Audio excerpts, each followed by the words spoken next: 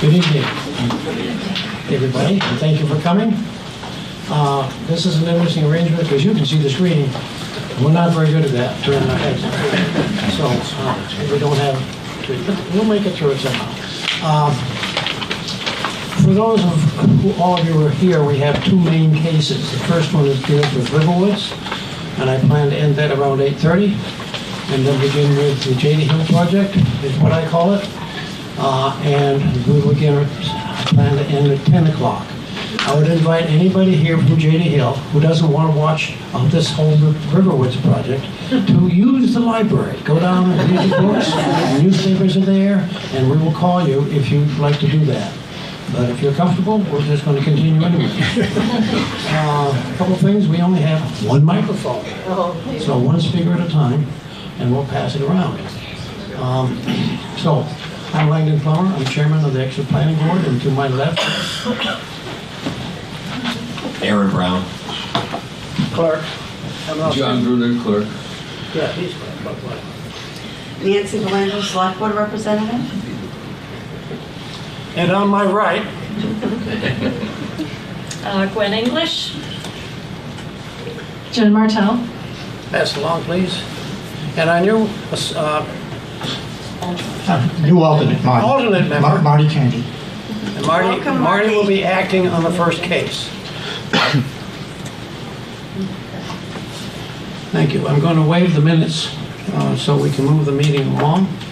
And we will start with new business, public hearings. A continued public hearing on the application of Riverwoods Company at Exeter for site plan review and wetland cup application for the demolition and extensive administrative building and of the existing administrative building and the proposed construction of a new supportive living health center along with associated site improvements on the property located at 5 White Oak Drive.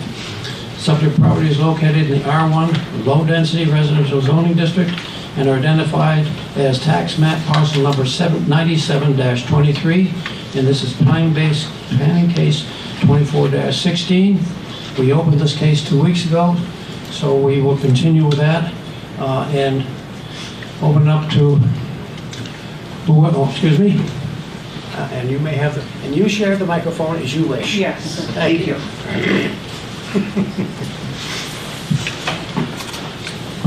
Mr. Chairman, members of the board, my name is Sharon Summers. I'm an attorney with Donahue, Tucker & Chandela, and I represent Riverwoods.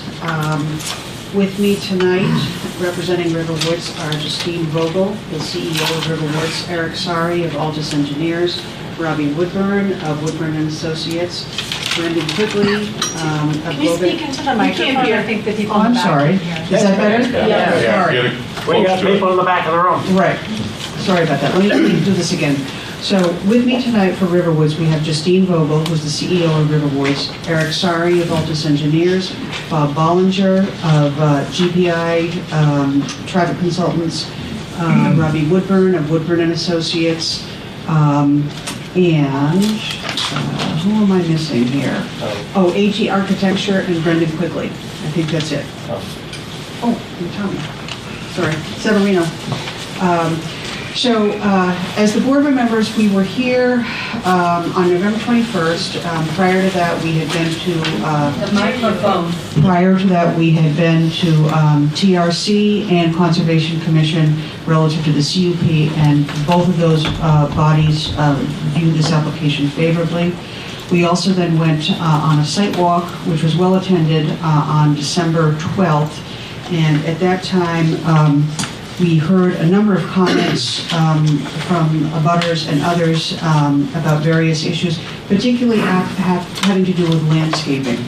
So the purpose of tonight's meeting, as far as Riverwoods is concerned, is number one, to hear from the board directly any comments or questions which you may have because you did not have an opportunity to pose those questions to us at the time. You may or may not have any questions, I don't know, but this is your opportunity. Secondly, we try. The other thing that we would like to do is to hear from the board tonight, following on the sidewalk, as to what your thoughts are and comments are about the landscaping issues. The third thing that we'd like to do is, following on the November 21st meeting, there were some requested revisions to be made to the plans. We have done that, and Eric Sari will be explaining those. Also tonight, Robbie Woodburn will be engaging in discussion with the board as to what additional work that Riverwoods can do with regard to the landscaping issues that have been brought to light up till now. And then finally, because there's also been a number of comments made about the need to manage the impact from construction of the health center and the impact which that may have on both Riverwoods residents and the abutters, we have Severino Construction tonight to address how we intend to do those. So with that, I will turn this over first to Eric Sari, and then to Robbie Woodburn, and then finally to Tommy of Severino Construction. And we, of course, have all the other consultants here who would be happy to answer any questions which the board may have. And then we hope to come back on January 23rd with some revisions to the landscaping that has been presented to date and receive our conditional approval at that time. Thank you. Could I just see if Dave has any other comments before we go further? No? Proceed, please. Sorry, Dave.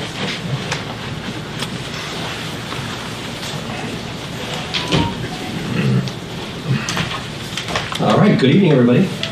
I'm Eric Sari from Altus Engineering. Can you advance that one slide, please? The changes to the plan are minimal, but of course they ripple through every single sheet on the plan set. And they involved shrinking the size of the building a little bit. We chopped out a little corner here, a little piece right in here. The garage is still there underneath, but this is now a patio and is not a building. And this corner here also got smaller. It's about 1,000 square feet of reduction, maybe a little bit more. I'm sure Mike Miller has the exact figures. And that, as I said, rippled through every single sheet in the plan set that shows the building. So that's the big change to the plans. On the site walk, one of the abutters made a good comment about lighting, and it's something that I'm going to incorporate in the next round. Can we go to the next slide? And that is in regard to lighting on the perimeter. We've got this back row here, we've got 6 light poles, where at night, after a certain hour, maybe 9, 10 o'clock, we're not going to need those lights on. And these are LEDs, so they're easy to control. We're going to shut those lights off, and I'm going to revise this plan or give you another plan to show the night lighting configuration. I'm also going to look at the 2 parking lots right here and down in here to see how much we can reduce the lighting. I don't think we can eliminate it simply for a safety reason. I don't want a nurse to walk out of this facility at 2 in the morning to a dark parking lot. Also, there could be a situation where a resident from someplace else in Riverwoods has to drive down here. Also, don't want them walking across a dark parking lot. But I will look at that. So those are the changes that are going to be forthcoming as we move along. Hold it closer. Look. No. Could I just ask you to please say the sheet you're on? Yep, this is sheet 10. C10. C10. Yep, sorry about that. No, it's fine. Thanks. Okay, and that's it from a civil engineering standpoint. I think I'll turn it over to Robbie.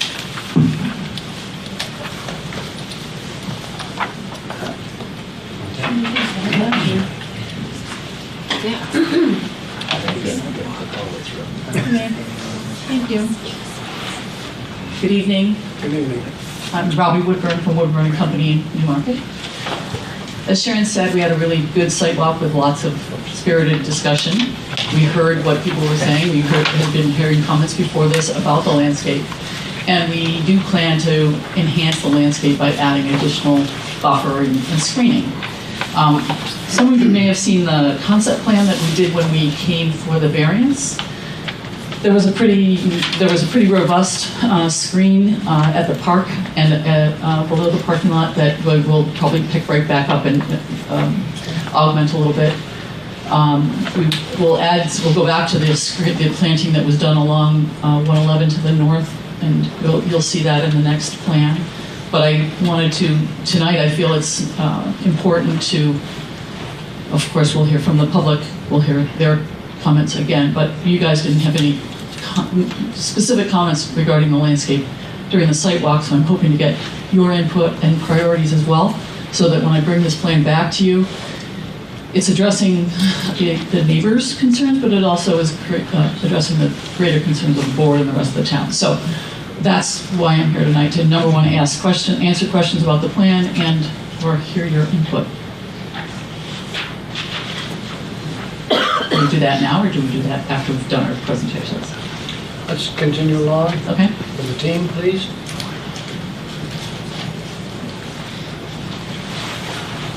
Thank you.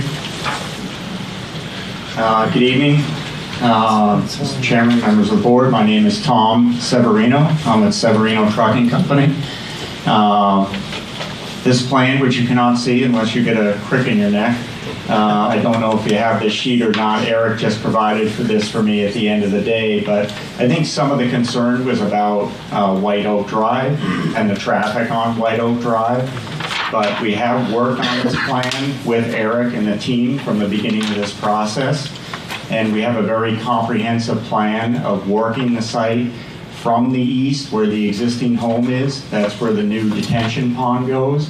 And we're going to work that area starting in that direction, moving towards the existing White Oak Drive. So we could do all of our work outside the edge along that eastern edge of White Oak Drive and keep all of our work in that zone. That'll be our first phase of work. Traffic will be maintained as is on White Oak Drive, and there'll be times when we need to do alternating one-way traffic just when we do the actual tie-in of each end of that roadway.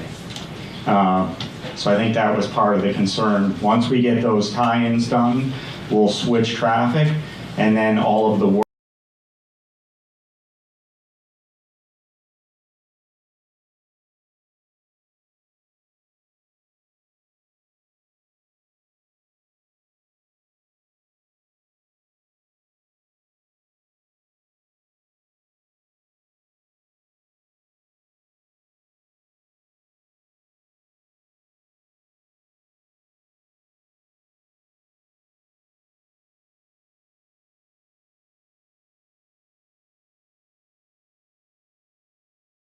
So it's just, it's just a common till here that's in the ground. We didn't find any ledge on site, so we expect, no blasting for this part of the project. All right, thank you.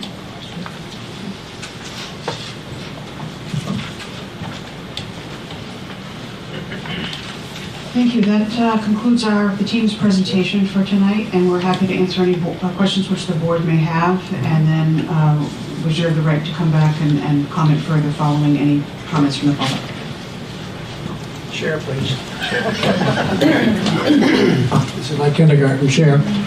I'd first like to have some discussion by the part of the board before we open up to public comments. So, Mr. Chair, Dave may have something. Can I have one quick question? Just before this is for Severino. Thank you for that. There was a concern because I know you were at the last meeting. Not only for White Oak Drive, but is White Oak Drive going to get? Are you going to eliminate traffic there for any length of time, and it's going to have to go around on Timber Lane? Is that what that was a specific concern? So can you just address that? So Get by that. Thank you, Dave. you're welcome.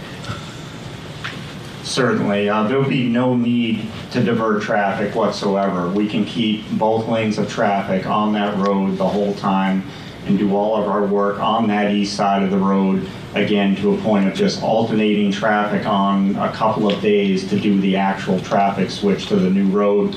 Then traffic will be maintained on that new White Oak Drive while we do work on the other side. So no, there's no need to divert traffic whatsoever. Thank you. Thank you. Anything else, Dave? That was it. Okay. Anybody have questions, comments? Nancy, let's pass the microphone down there. I'm just gonna do a few. Is that okay? Since I have the mic, so we're not passing it back? Go ahead. Okay. So some of my concerns from the sidewalk are going to be addressed, so I'm gonna hold off on those. The abutters were talking about the screening and things, so you've already addressed those. I have a question on the generator. Is that gonna have any silencing area around it to buffer the sound? Because that was brought up at another meeting where they were concerned about the humming of the generator. As of now, we have no noise enclosure around it, simply for the reason it's only tested once a week for about 20 minutes, unless, of course, the power goes out. It is located, I put my lightsaber here. Hold on. magic light. I know. All right, it's located in the back corner here, so it's pretty isolated as far as everything else goes on the site, as well as the abutter. So it's pretty hidden back there. The building will also screen some of the sound, but you may hear some sound on this in this direction here towards the intersection of Pickpocket. Here. Don't go too far. Thank you, because I believe the person who brought that up is in the room, so they'll have that information. During the sidewalk, Mr. Severino, wherever you went to, there was a comment made that it's possible that there could be an issue where you had to work at night, like in the middle of the night. Do you foresee that now that you've looked at the, okay? We do now. You don't foresee that? Thank you so much. I hand that back to you, but I just answered it for you. Hold on. Just make sure I've got them That all. would need select board. Blasting, pardon me? That would need select board approval anyway. Okay, yeah, I know, but it seemed like he had more information this time around, so I wanted to check that. Lighting, I think I'm all set for right now. Thank you. John?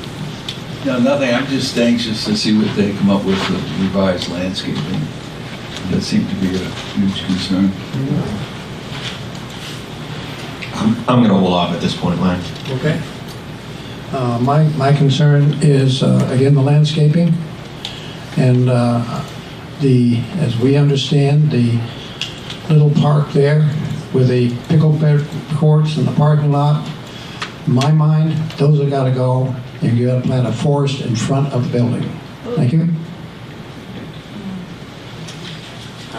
Thank you all for being here tonight. And I do have, I'm going to kind of go back a ways and ask questions that are probably were answered during zoning board meetings. And one of them is, how do you determine, what is the methodology for determining the density of the population at this site? Do you have, are there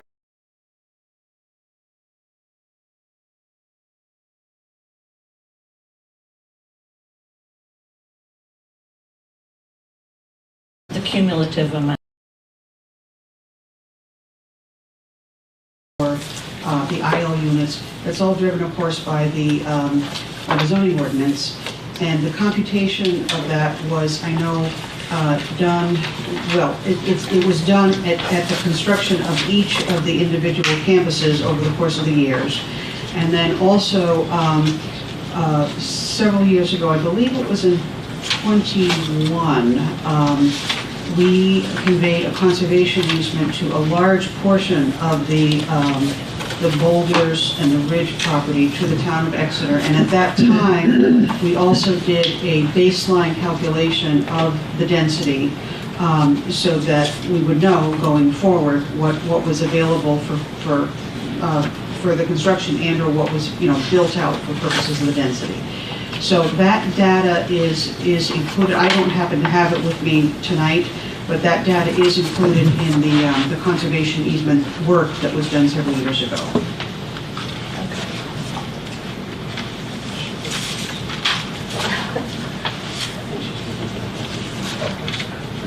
Well, no, it's for the whole campus. I somewhere in paperwork, and I think it was primarily dealing with the woods, but there was a calculation for the, and I'll quote, its maximum number of occupants is 400. It would contain up to 200 independent living units and 60 medical center beds. And I think I'm correct in saying that the medical center is not part of the density calculation. That's a separate. But I guess my broad question is just wondering what is allowable for density on all three campuses combined, and what's allowed and what you have or what you project to have. I can't give you exact figures tonight as to what is allowed.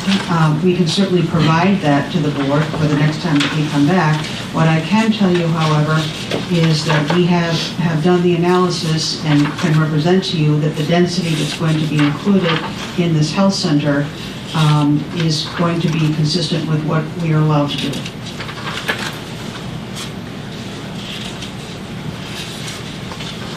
I'll just point out real quick, Gwen, the calculation is 3 units per acre. So in this case, 205 acres, we're looking at 615 units maximum. Thank you. Okay. You still have the floor. I'll just ask. Here's the microphone. I have a lot of questions, but I'm not gonna. I'll take my turns.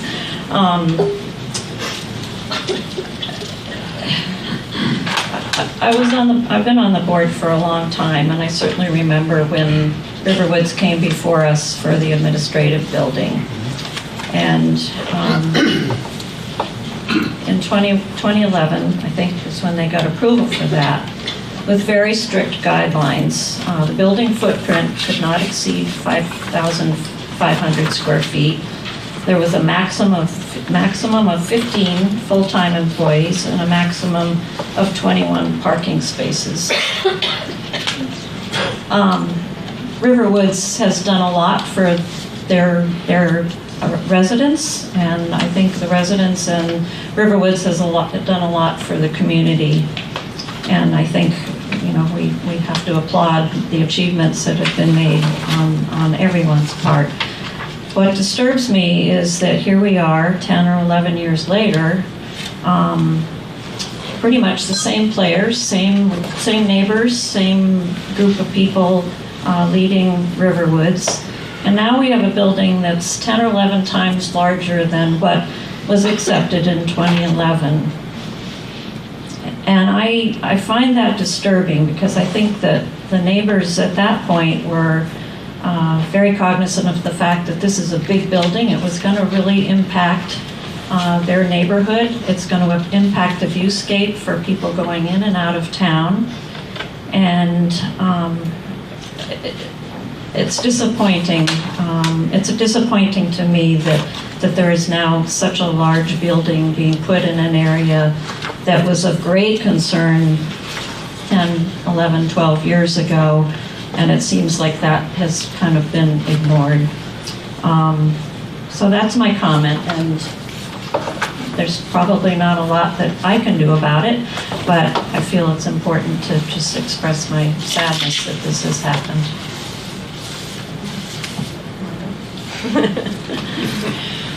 Sure, I don't know how to follow that up. Landscape. Yeah, obviously I'm very pleased to hear that Woodburn Associates is going to take another look at the screening. I think that's something that we heard loud and clear from the abutters, that, you know, we really need more, particularly evergreen screening along the road. And I think, kind of building on Gwen's comment about the size of the building, you know, this was approved, we know that, by the zoning board. I think that with architecture and landscape, we can go a long way toward getting back to the rural character of Kingston Road as mandated in the master plan.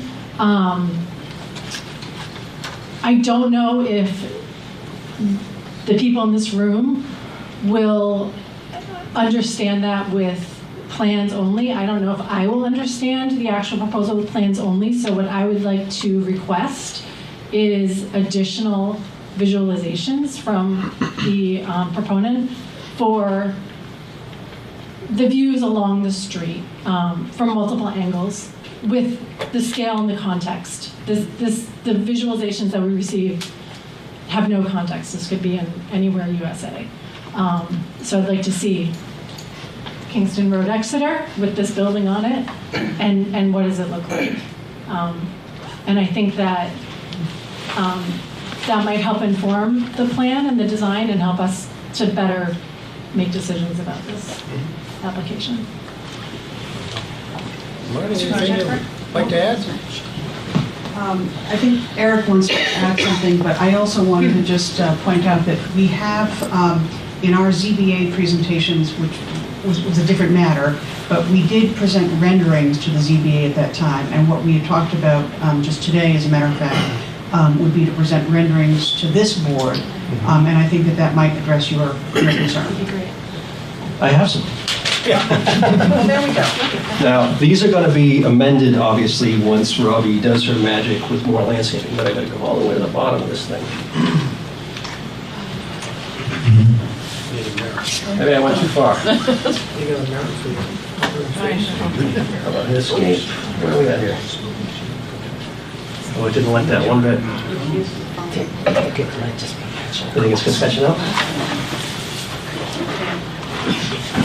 There we go, okay. Oops, we just saw one. Of course, I put these things away at the back.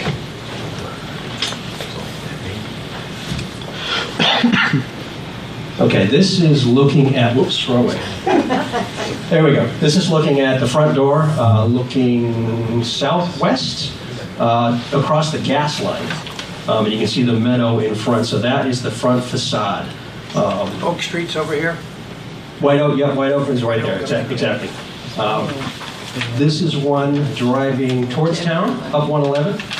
You can see the building in the background. Obviously, this is going to get amended and added to once Robbie adds additional plantings that she referred to, so you can see the building sort of sneaking out.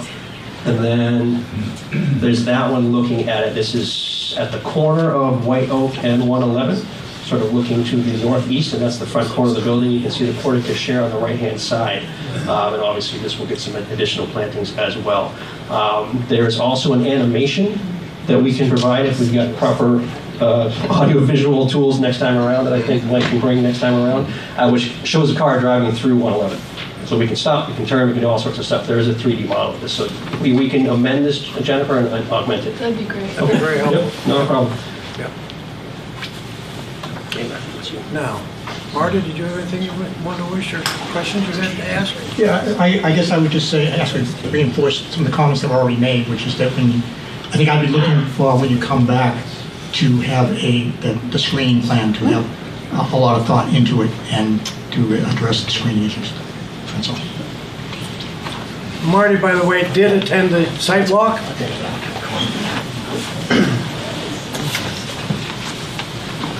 Okay, anyone else wish to speak at this time? Gwen, Oh, John. John's come up with something, okay. Gwen, could you share that information you just told us about from 12, 13 years ago? Yes, Like a hard copy or something, or just your notes? I've got my notes. Do you want me to repeat them? No, not now, Okay, but just just share it? saying. Okay. I can do that. It's, Pass it down. Can you imagine doing this with by sharing? Thank you. There was some talk about at the site walk, there was some talk about prior approvals, what happened, history of the site. So I included in the packet all prior decision letters from the planning board and the zoning board. And what she's referring to is the February 18, 2011 zoning board decision letter with the 3 bullets regarding the maximum of 15 full-time equivalent employees, 5,000 square feet, et cetera, et cetera. So those are all your decision letters from prior boards that are included in your packet. Thank you. Thank you. Jen? You have some more questions? I have more questions. Dave, I did see that, I'm sorry. No problem. A lot of paper. This is an engineering question, and I would just like to have my mind put to rest. Gooch Corner, I've been walking on that property for probably 35 years, so I'm pretty familiar with what the conditions are like. And the area around the pickleball court, last year in particular, when we had so much rain, it's like walking on a sponge. There's a lot of water there. And I'm very concerned about what happens with that, with a big building in that place. I'm worried about the neighbors, first of all. Find out She's got a picture for everything. I come prepared. All right, this is a slide that we presented last time around. It shows the drainage patterns of the entire Boulders, Ridge, and Campus Crossing neighborhoods. We're looking at, these 4 guys right in here. This one and this one, they both drain to Root's property here before going under 111, and those become the headwaters of Scammon Brook. This little one here goes across the street via an existing catch basin, the DOT catch basin. Judging by the age of it, it's older than me. The pipe is a type of pipe we don't use anymore. So that does dump out in Grant's front yard, believe it or not, and that eventually gets down through the Woods property, onto the Exeter River, which is off the screen. And this little corner here, which goes under a culvert on the Selt land, and then also gets down to the Exeter River as well. So these 2 are really the primary areas of the park. This one has no change in drainage because we're not touching that area at all. The other one next to it going towards Grant, we're actually making it a little bit smaller. And as I said last time, we're very slightly decreasing the drainage for the larger storm events. And when I say slightly, you're not going to be able to notice. But technically, from a mathematical standpoint, yes, there will be reduction just by virtue of the fact that we're reducing the area draining to that catch basin right there. So that's a decrease right there. Everything else, the 2 larger watersheds, are being treated and handled by those 2 rain gardens that are on the plan. So as far as soils go, believe it or not, there was a pit that we did right about there. It was actually, from a soils perspective, some of the best soils from a consistency standpoint, because the water table was high. It wasn't a wetland, but it was not great, so I can see how it would get mushy. And of course, we did the site walk. We went through an area that was very mushy right there. So it does happen. So I've tried to reduce the impact to Mr. Grant, especially, or Mr. Murray, to Grant's property here, as much as I can. I can do better, but I'd have to cut down the existing section of woods directly across the street from his house, which I do not want to do, because that's going to kill the buffer that we have. It's mature pine trees, it's high screening that we don't want to touch. So right now we do meet and exceed the regulations, and I can't do more without getting rid of his buffer. So that's an unfortunate situation, but we do meet the regulations there. I think I thought it was clay. There's a lot of clay. There's a lot of clay. Yeah. Okay.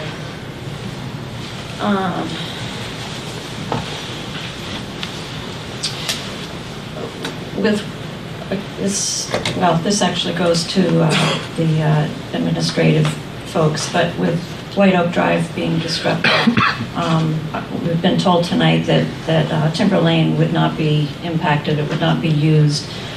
I know there was a time, maybe around the time the administrative building was put in, that there were issues with a lot of delivery trucks going up and down Timber Lane. And I think you had to reach out to your vendors just to make sure that they weren't doing that. And I just wonder if delivery people may be discouraged and may decide that they don't want to deal with White Oak, and they may go up Timber Lane. So is there, I just would like assurances for the folks that would be impacted by traffic going up Timber Lane, that would be addressed. And I think Timber Lane is only about 15 feet wide. It's doesn't really have good shoulders. It's a safety issue and it's a privacy issue for people who live along Timber Lane or on Pickpocket Road. I asked this at the last meeting and I still haven't gotten an answer. I guess 2 meetings ago. Where will the administrative offices be held? Be put? The answer is off-site. So the administrative offices, we serve Riverwoods, Exeter, Durham, and Manchester.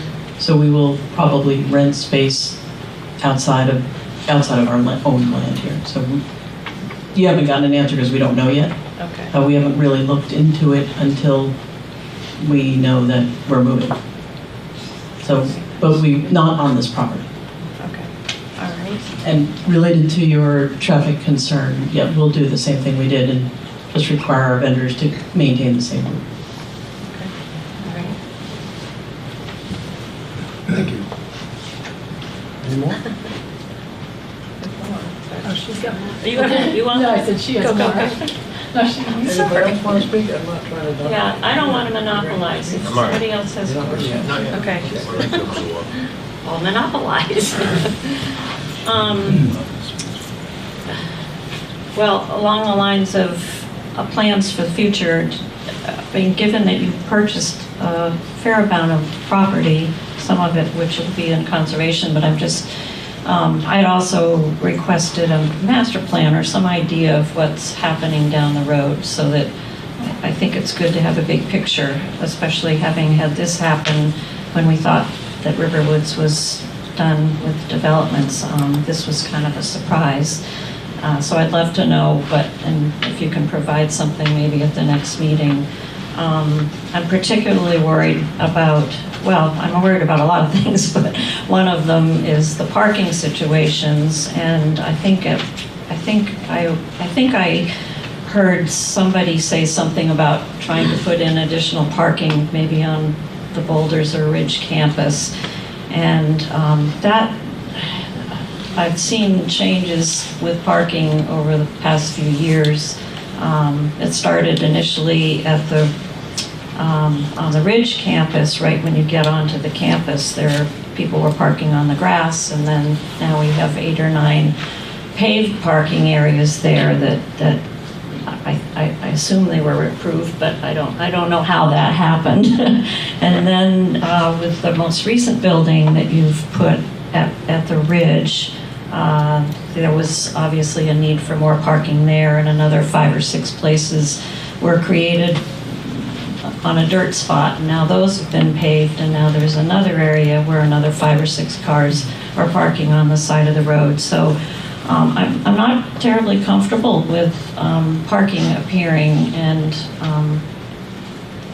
how is that going to be addressed? I don't really want to see. We've got conservation land, we've got wetlands, there are a lot of restrictions, so. So in relation to master plan and the plan for the future, we can certainly bring something back. Obviously, this project has a second part to it, as we've talked about, and that is that the existing health centers become independent living. We don't anticipate needing any significant additional parking because the folks who were staff that would have been in the health centers in those buildings now moved to this centralized building, and we believe that with the underground parking and the satellite lot, we've got enough there. That's why we're investing so much in the underground parking there. It's hard, right? The world changed for us in 2020. So when you talk, Gwen, about what we anticipated in 2011, the world changed with the pandemic, and the way we view healthcare and how we deliver that changed. So it's hard to say, hey, we would never do anything else again, but we can certainly provide the board our expectation of where we are today and what we think about in the future. We do own one other parcel that's next to Mrs. Hooten's land, but it's disconnected. And I can honestly say we don't have any plans for that. Right now, we rent that for staff housing. So, but I can bring you something a little bit more formal the January meeting.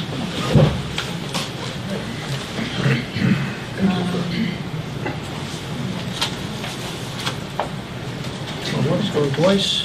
Jen, did you have anything to say or ask?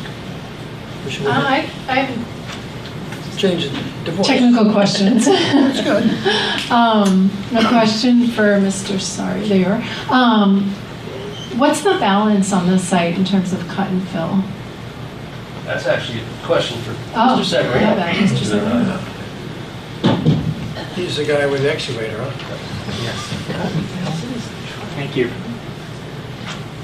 It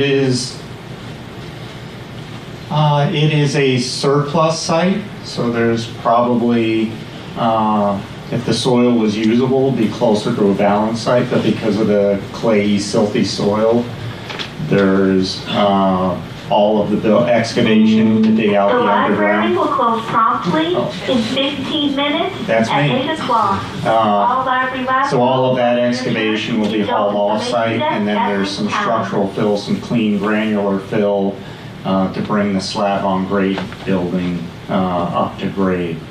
So it's an export site in general, to answer your question. Do you know volume? Yeah, roughly to excavate the building, it's about 12,000 cubic yards, and I think we bring in 5,000 or 6,000 yards of structural fill, so that'll happen at the same time. So when a truck leaves, it'll come back loaded with the granular fill so that we don't double up on trips. So we'll basically try to haul in load for load to minimize the trucking.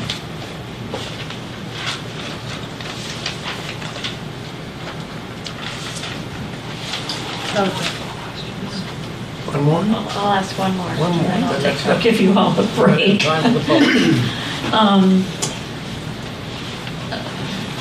This is my environmental hat that I'm going to put on now, but given that you're tearing down 2 buildings,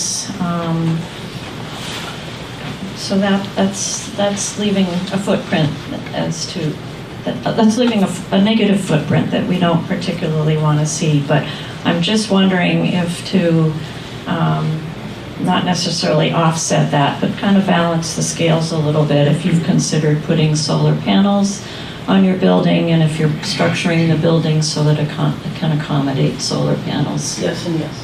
Okay, great. Good answer. Is that a yes? Yes. Thank you. Oh, I do have one other. Oh, wait a minute. I'm sorry.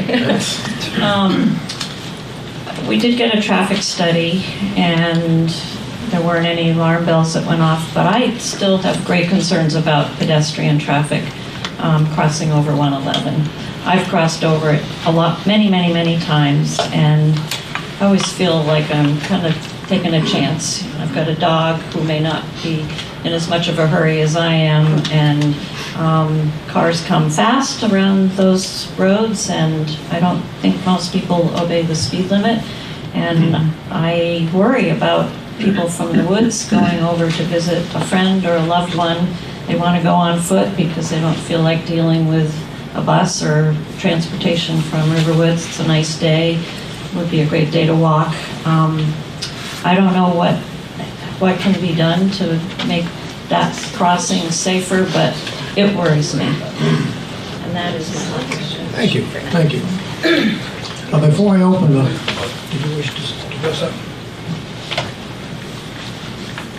Yes. Mr. Chair, members of the board, for the record, Robert Bollinger, traffic engineer for the project. I just want to iterate one very important fact, that this project was not an advocate for either for or against the present crossing situation. That was a town-initiated process which DOT ultimately signed off on. That said, as part of our dealing with District 6, we'd be happy to investigate to see if there's ways to enhance that crossing.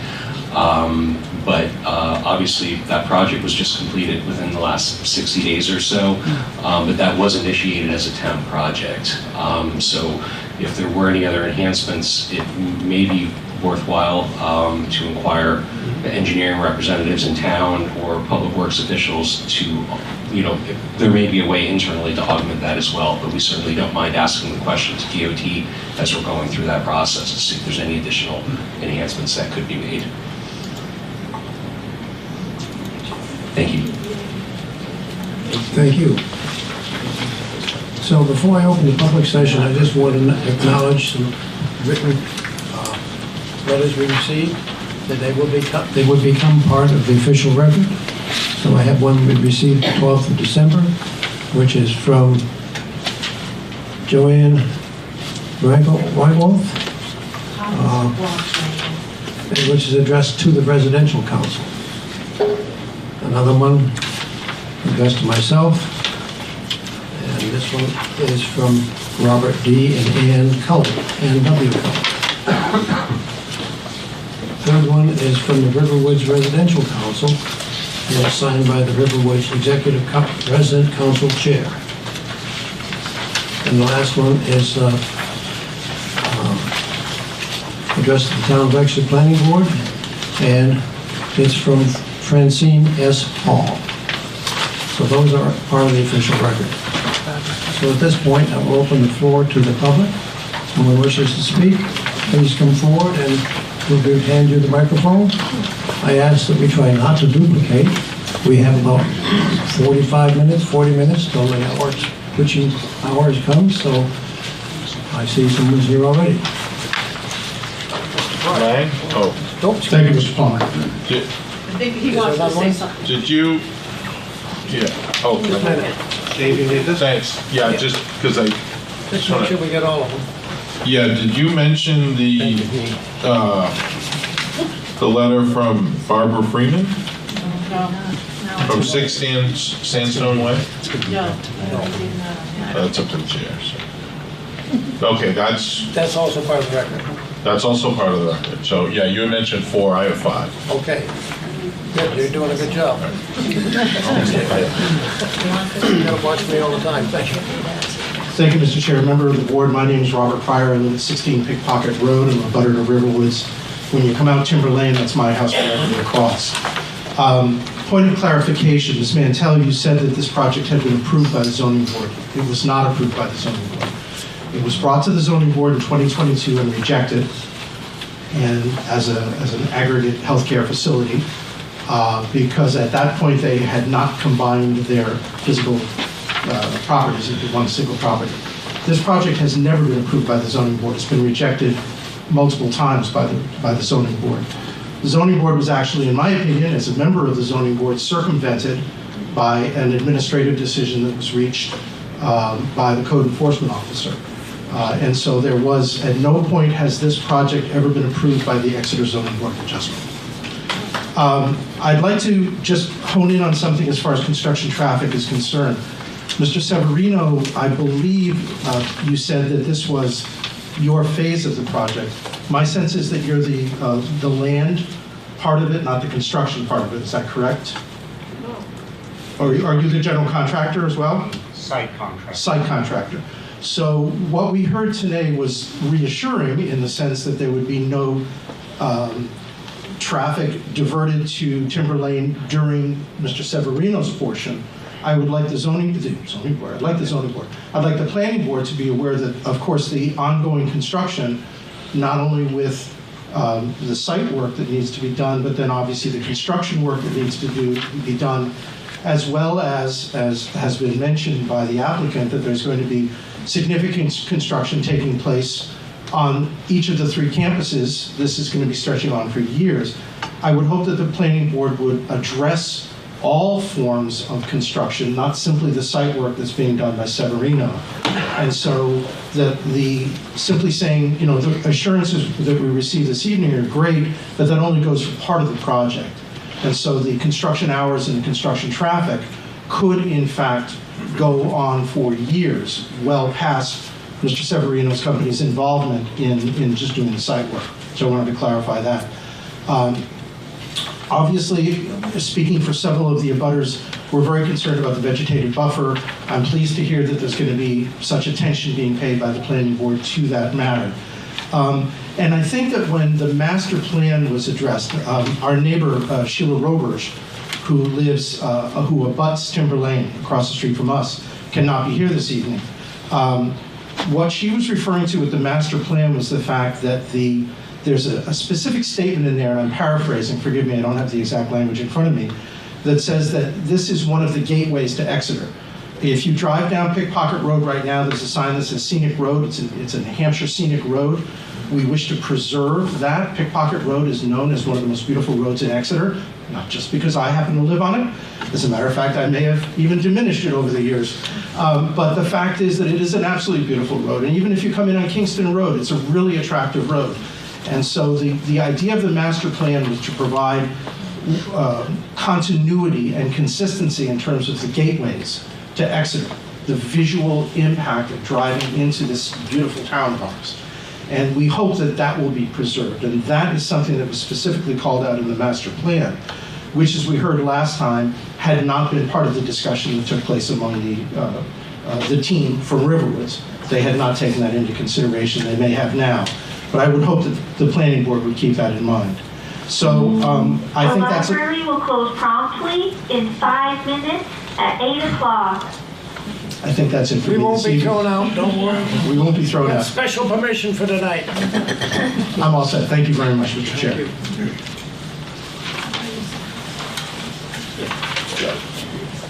Thank you, Mr. Pryor. Good evening. My name is Bob Cully. I've lived at Boulder's campus for 6 years with my wife Ann. And I'm here to comment on a proposed plan for the new central health care building. And also, Barbara Freeman has asked me to read her letter. The plan is not complete. It describes a building that will consolidate Exeter's health care. All health care, including assisted living, will be removed from all 3 campuses, and a memory care unit is planned for the new building. There's no plan presented for converting the campus healthcare units into independent living apartments. And this change is going to impact the existing facilities on all campuses. A complete master plan is needed for the Riverwoods Healthcare Project. I have a letter in the planning project, I have a letter to the planning board in the packet for tonight's meeting, and it includes a brief outline of a plan for Riverwoods Healthcare. It's based on establishing a memory care unit of modest size at Campus Crossing, continuing healthcare in the 3 campuses, and conducting a fresh, independent review for updating Monadnock healthcare at the Woods. The plan is faster, less costly, less disruptive to Riverwoods residents, and definitely less disruptive to our neighbors. And that letter is in the packet. This week, Barbara Freeman, a Riverwoods resident, sent me a letter that she sent to the planning board with comments about the healthcare building proposed by Riverwoods. Barbara's out of town and asked me to read her letter at the meeting. And this is Barbara's letter. I was unable to attend the planning board meeting of 21 November, where Riverwoods Exeter, the applicant, presented the proposed plan for a new healthcare facility to be located on Route 111. I was also not able to attend the scheduled meeting for the continuance of that hearing on December 19th. As such, I humbly request that this letter be read at that meeting to become part of the planning board meeting minutes. I'm a retired architect living at Riverwoods, Exeter. In addition to a master's degree in architecture from MIT, I have over 30 years experience planning and designing multifamily housing, senior centers, and working with multiple clients on large and complicated planning projects. In addition, I worked with 2 renowned psychologists who are respected and published in the field of gerontology, one at Stanford University, the other at the Massachusetts Institute of Technology. I co-authored published papers with Dr. Mose at Stanford that researched the impact of physical facilities and operations on the well-being of the elderly in different types of housing. Much of the research was foundational, and the results are still used today. I was also on the Newbury, New Hampshire Planning Board for 9 years, 6 of which I served as chair. As such, I understand the limits of public input for your decision process and in determining the outcome of your site plan review and subdivision regulations review. In the meeting of 12/21, the Riverwoods lawyer pointed out that the Exeter Planning Board has limited powers. While the board is restricted in its role by the state regulators, as you know, the board is enabled to enforce the regulations of the town of Exeter site planning review and subdivision regulations. In reading the regulations closely, there is reason for the planning board to request the changes be made to the proposed plans to be in keeping with the regulations in fact and in intent. Having been initially denied zoning compliance for the proposed health center that required health center be provided on the site, Riverwoods Exeter purchased additional land that was used to join Campus Crossing site across a busy road, 111. The library is now closed. Good. Across the busy road, 111, to the Woods campus land through a lot merger. Although this road resulted in zoning approval, I would argue that the location of the building across the road and the distance from the woods is not in keeping with the spirit and intent of the zoning ordinance definition of an elderly congregate healthcare facility. In other words, although the proposed health center is now on the same tax lot, is that the same as on-site? This decision makes the review of the traffic and communication between Woods and the proposed new center extremely important. According to 8.7, vehicular and pedestrian traffic, the planning board will examine the impact of the remote location has on traffic, both vehicular and pedestrian, and any safety issues it causes. The traffic consultant hired by the applicant merely stated that the increased traffic can be handled by the dimensions of the existing streets. In the hearing, he did not address the fact that there will be considerable increase of pedestrian and vehicular traffic at the 111 crossing to travel between the Woods and the new health center. This intersection has very poor sight lines and is problematic today. Has the police department been consulted concerning traffic and pedestrian safety? Have they signed off on the traffic report? See 8.7.3. As a result of the traffic consultant's report at the last hearing, it became evident that there would be additional development of the Woods, Ridge, and Boulders campuses. In my opinion, these developments should have been presented at the same time as the health center to decide the full impact of future development, as the applicant has stated in reports by the residents of Riverwoods, Exeter. The new health center construction financing depends on building out residential units on the 3 campuses. And the application is not complete without understanding those impacts. Landscaping and tree planting, 9.7, landscaping and screening. There is little space on the site for planting that will require the screen that is required for Route 111 and the neighboring homes. The 100-foot buffer includes existing woodlands that do not screen and deciduous trees which will not screen the building in the winter. Gooch Park is unplanted and allows full view of the approaching traffic from Kingston. Open space that encompasses the White Oak access and new parking for the development cannot be planted and allows full view of the building as one drives up the hill from Exeter Center. The proposed planting around the building for the development will be inefficient as screening for at least 10 years, and even when fully mature, will not hide the building's mass. The planning board has a right to require the developer to modify the design to reduce the mass and allow the articulation of the building facade that regulations require. As it is not the role of the planning board to rule on the need for the building, they must rely on Riverwoods Exeter, claiming that this facility is needed. As a Riverwoods Exeter resident, I've watched the evolution of this building over the last 3 years. I've asked for studies which justify the statements that the existing buildings cannot be renovated. It was reported to me that no such studies were done.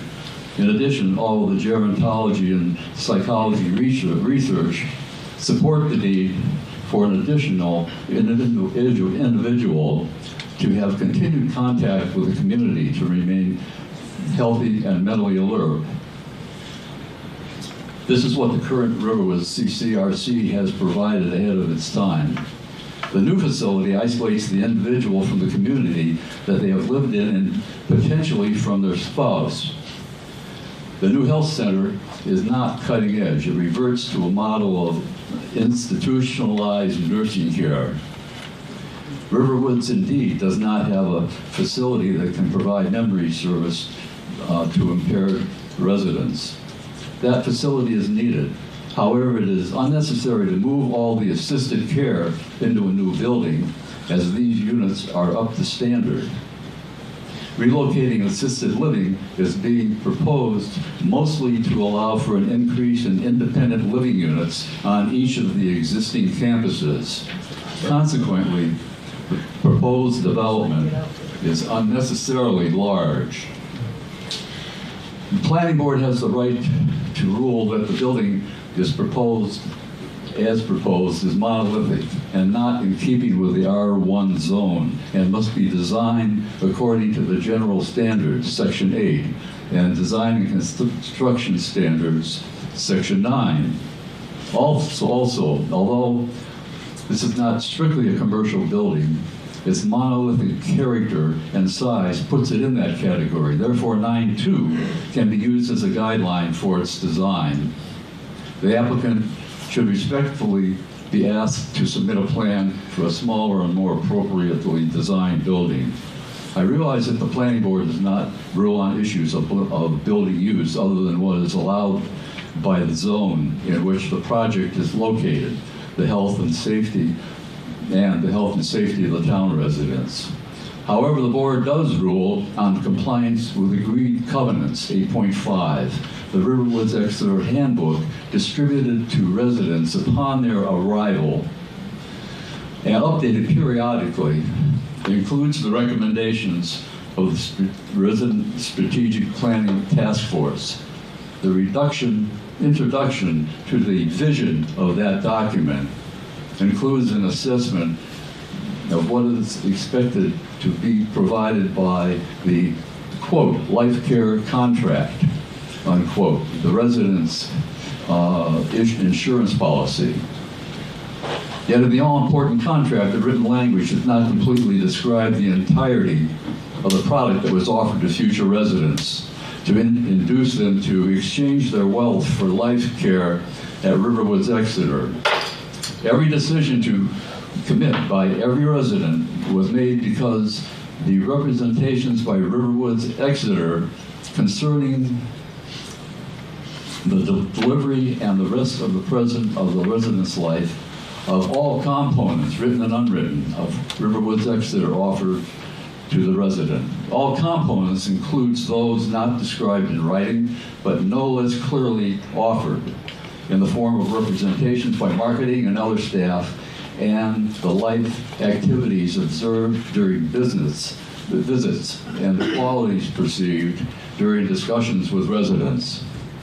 And as life at Riverwoods measured against life at other RCs then under construction. The product that was represented to potential Riverwood residents was that they and their spouse would be able to age in place. In other words, they would receive life care in the same building that they lived in. The spouse and or friend could then visit them by walking down the hall through assisted care and skilled care.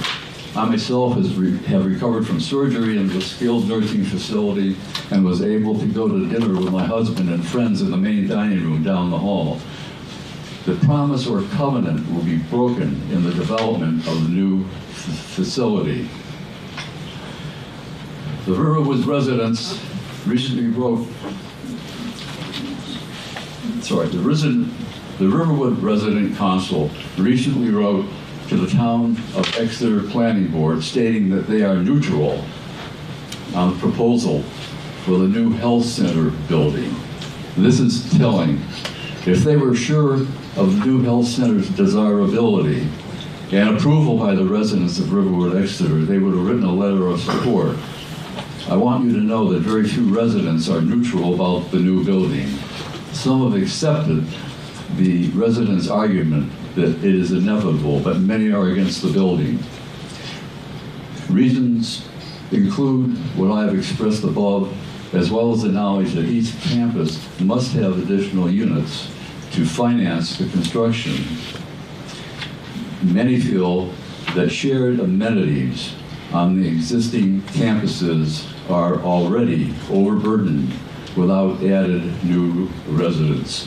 Respectfully yours, Barbara Freeman. Thanks for your attention. Appreciate it. Thank you. Anyone else wish to speak? Gentlemen, coming up.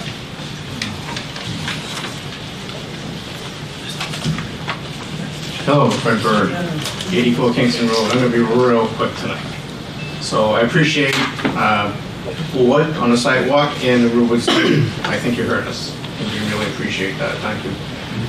Glenn, you asked about the water runoff. Bill's not here.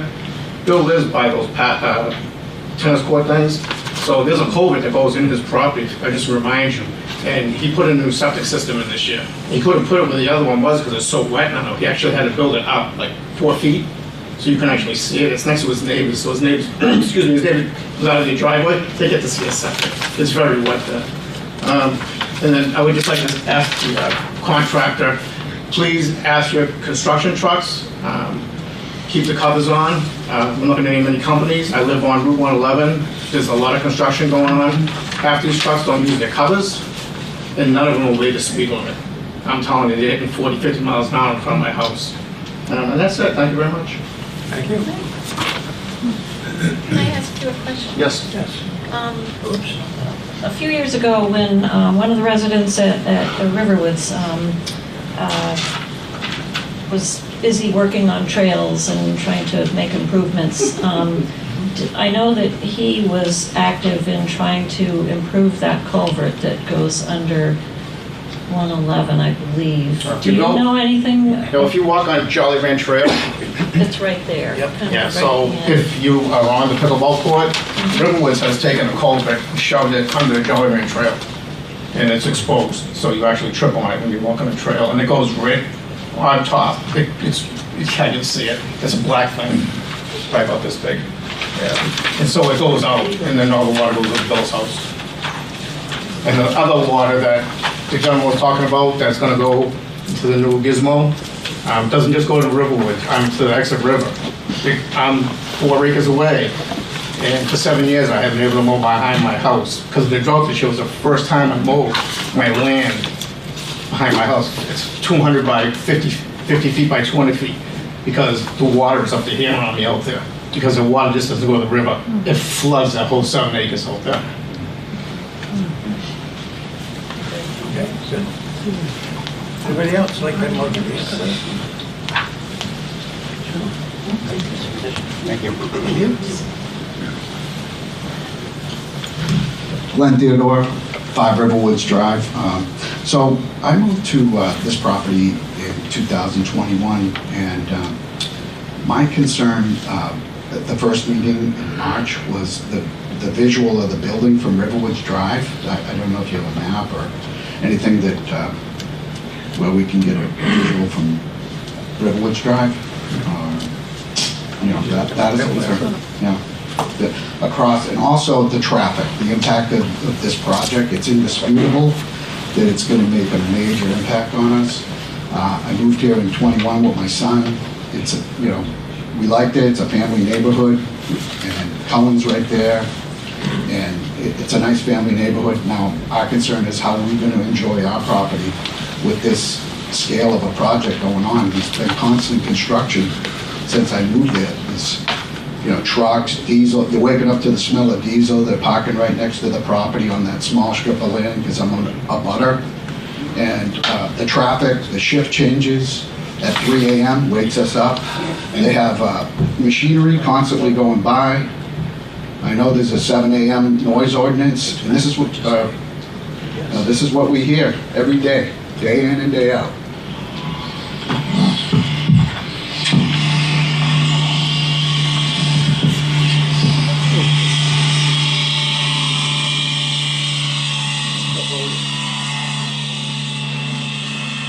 Day in and day out. You wake up to that. It's not a place you want to retire and enjoy. I thought it was a place you can enjoy. I try to enjoy my property. I've worked 35 years, and you know, I was hoping to retire, but now it's like with this going on, I don't think I want to retire there. Can't hear. Mike. Oh, okay. So I don't think I do want to retire there because this noise and the constant traffic. They're constantly going by with these Kubotas, waking us up and disturbing us, and you know. And my son, he gets on the bus in the morning, and the traffic from the employees of Riverwoods, they race by so fast, and there's so much traffic that a piece of paper blew out of his hand, and he's only 7 years old. So I'm a single dad. I'm raising him myself, by the way, and he he went to go get his paper and he was almost run over by a car. So we had a meeting with Main Street School to a way to stop before, when the bus, and just make sure there's no traffic around at all before he gets on the bus. So living on Riverwoods Drive, there's constant traffic, trust me. I mean, there's constant, and people walking, the elderly that are walking on the sidewalk, I mean, they're startled. You see them, one person fell over, I helped them get up. I mean, it's just, there's a major amount of traffic. And there's not a lot of consideration either. I mean, loud exhaust systems constantly in the middle of the night with the shift changes, people racing up and down. There's no security. Where's the security? Why don't you watch your employees? We're trying to enjoy our property as property owners. I have a large property there. That's my investment. That's my life's investment. And my son, my son can't even play in the front yard. That's our concern. It's definitely impacting us. And it's definitely going to be a negative impact for the entire community, in my opinion. And it's all about the bottom dollar. And that's what it's all about. It's not about helping. It's about the bottom dollar. Here you go. Thank you. Thank you, sir. Anyone else? Yes, ma'am. Here's the microphone.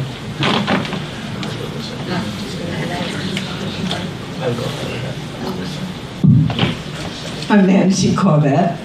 I've lived in the Woods campus for 10 years. I like living there, but I never want to have to go into Monadnock. The facility is small, it's outdated. Some of the rooms on the first floor have joined showers. It is not a place that we want to go to, and I will probably go there in the near future. So I am very happy with the new building, and I have no problem going across the road to it. We will have transportation 24/7, and it will be a wonderful facility, and the memory unit will be wonderful for those people because they'll get special care. Now they're commingled with everyone else. I do hope that this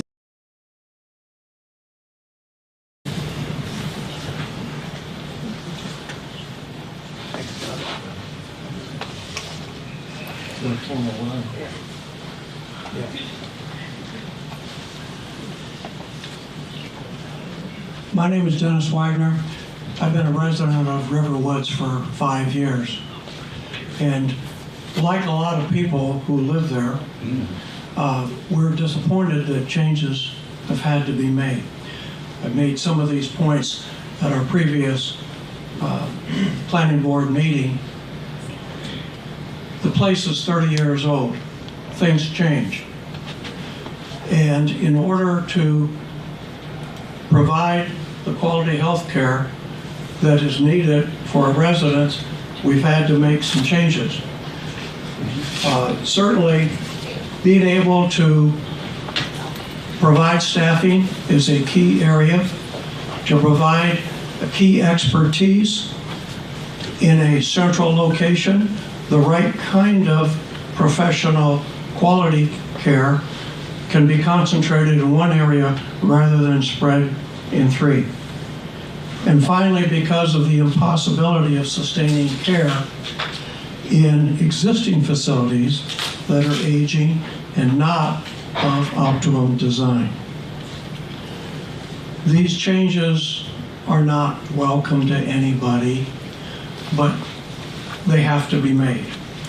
And what I tried to state at the last planning board meeting, when you have to make a change, it is possible to work together to maximize the benefit of that change and to minimize any inconveniences or concerns.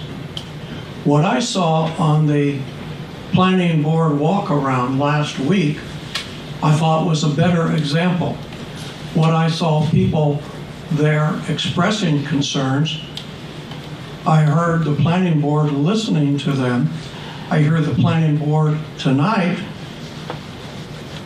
showing that they've listened to them and suggesting changes. And I have heard the Riverwoods contractors and designers willing to take those aboard. I think that this kind of collaborative, constructive dialogue is going to lead towards something that is beneficial and is going to not be as negative an impact as what it could be if we haven't all worked together on this. And the things that I heard were, at that walk down, concern for the trees that had to be removed, the water drainage, the traffic management, and the screening. Those have all been raised, okay? I think because you are listening and because the Riverwoods is responding, I think the project is moving ahead in a positive direction, and I thank you for that.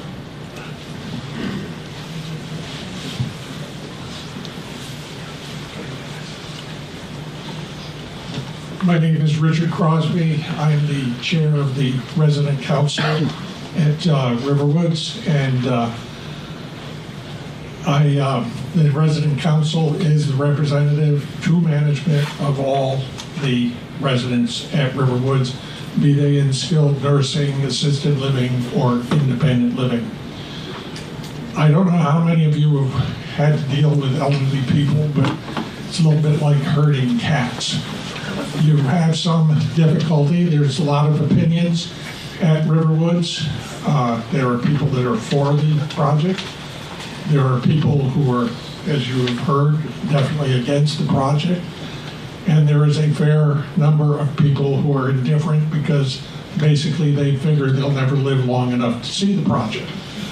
So when the resident council with this project, we, because of the diversity of the opinions, decided to remain neutral. But that is not because we have not, cared for what the residents have to say. All the letters that you have there, with the exception of Bob Cully's, have gone to management through the resident council. The resident council supports the management by having formed a task force that it's designed to handle residents' concerns with the building of this, with this project and the present building. They have put together a notebook that has 67 pages of answers by management to residents' questions and concerns. So management has been listening to residents. They have worked with that task force. They've named the building. They've worked on the transportation plan, which they are starting at the beginning of the year, which also addresses residents, independent living residents who are stranded over at Exeter Hospital at night with no way to get back. So that's being handled now with this new transportation plan. So the resident council has remained neutral and has tried to play somewhat of a partner to everybody in this process. Thank you. Anybody else? How are you doing?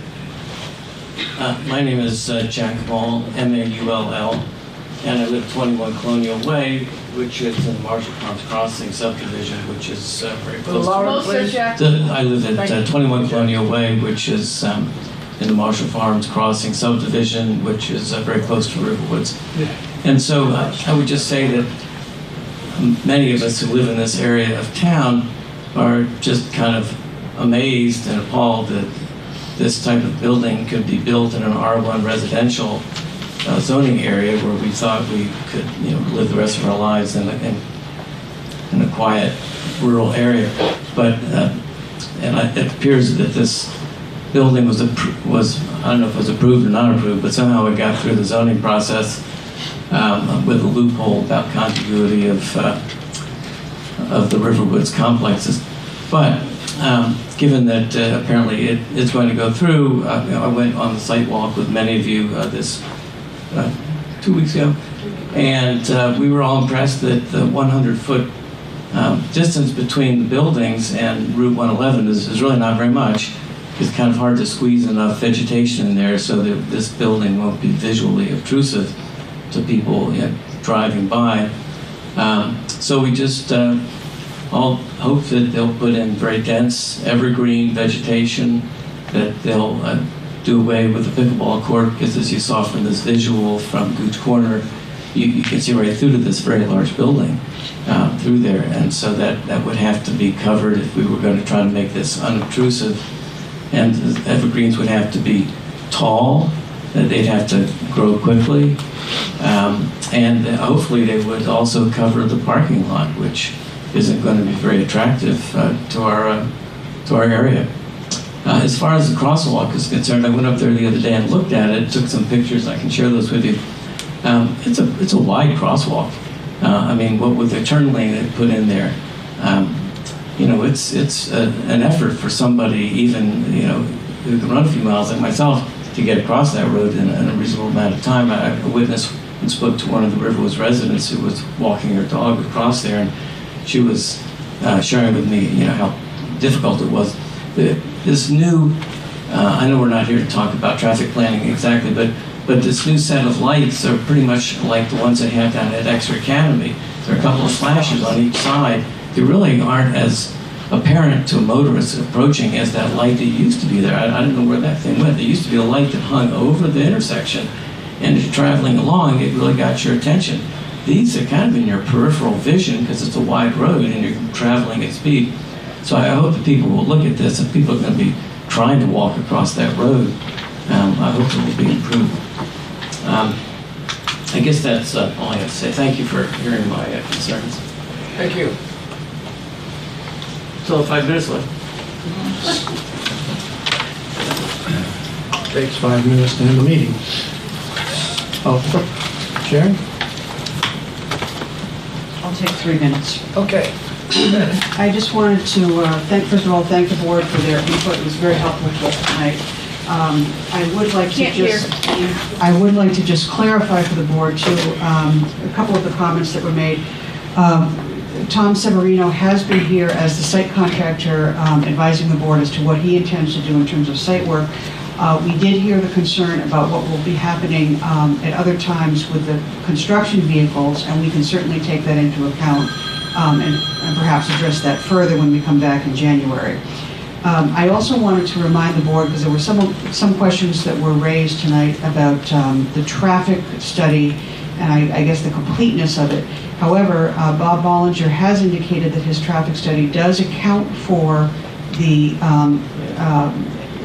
independent living units that will be added, the 75 independent living units that will be added once the existing health centers on each campus are dismantled. So that has been accounted for in the traffic projections and the impact that we have. And then finally, I know perhaps it's stating the obvious, but we did in fact scrutinize carefully our compliance with the site review regulations as well as the master plan before submitting this application, and we do in fact comply with them. So with that, I can indicate that we will be back in January with a landscaping plan. We will come back with a master plan of sorts to address some of the questions that Gwen brought up. And I think that I have covered everything that the board has asked for. Some visuals? Visuals, yes, we will bring those back to. And include these coming up from? The Riverside. Yep. Riverwoods Drive. Riverwoods, yes, we will do so.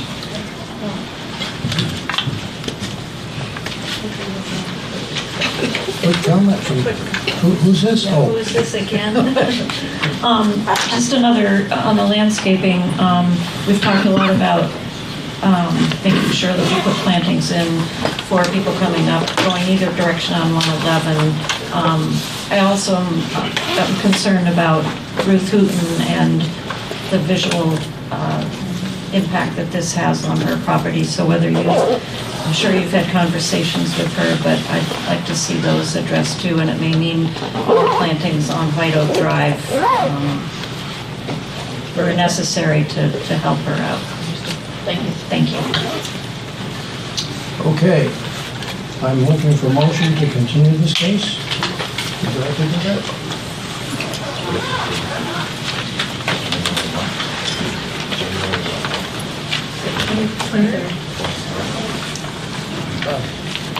Dave, next meeting?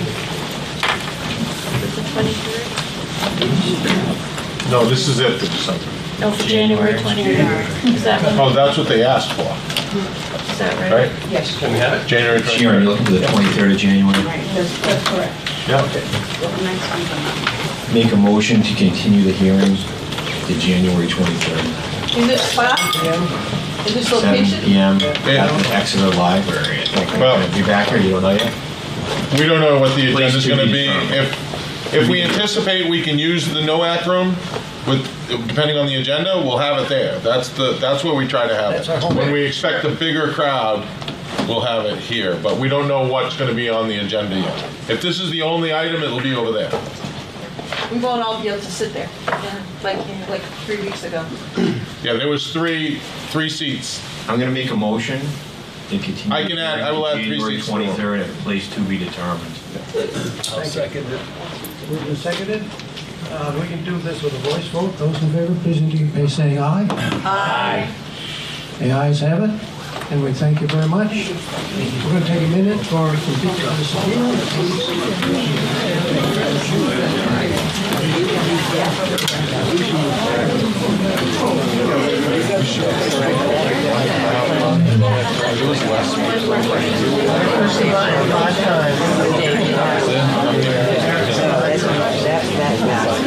This is 35 seats.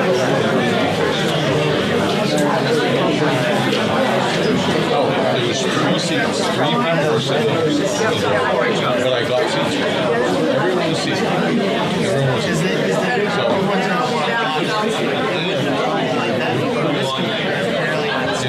know it's just that, I can take those 3 seats. I have 5 seats. I can pull up the front, I can steal seats from everybody. I could have 10 seats today. But I did. That's what I thought, okay. Yeah, I knew I needed from somewhere.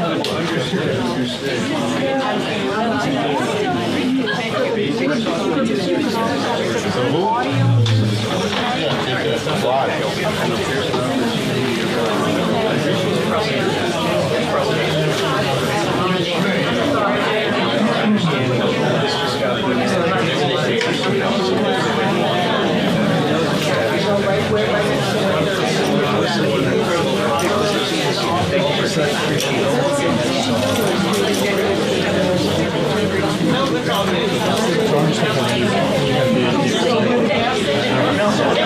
No, that's a good idea. No, what you said, I was like, yeah, okay. First, I just assumed that you were done work and everything red. But I was like, that's the case. I wear red. Can't review the traffic. I never wear green. No, there's no fact that you're. I'm planning on retiring in the spring, so it won't be a problem. Right. Yeah, any traffic reports, we always have you guys. I mean, maybe now.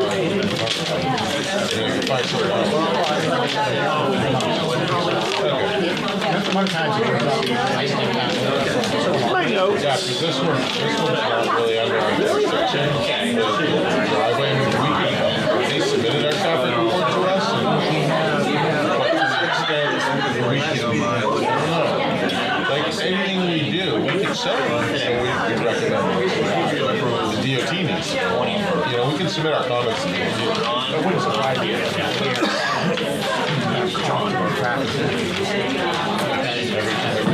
does, yeah. That's a comment. Well, it does. Generates traffic, so it's a concern. Bucky's, huh? Yeah. Love that shirt. I want one. You couldn't get, you got that online, you said? No, I have people beautiful in Texas. I apologize for No, that's fine. This mic, let's get long. Yeah, let's get them. My memo can speak for itself.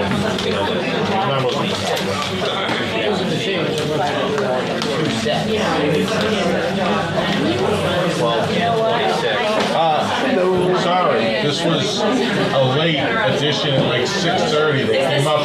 Should I do both? Because Can you? I don't have November 7th. Well, exactly, yeah. If you have something you want to use, okay. I'm glad you brought it because I was like, we just set this up at like 6:40. So what would I do? Stay over here so I can float through? Yeah, or have someone do it. One or the other. Just put it in the USB here. Good to go. You have someone. separate, I'll sit with the wife. Jenna was here.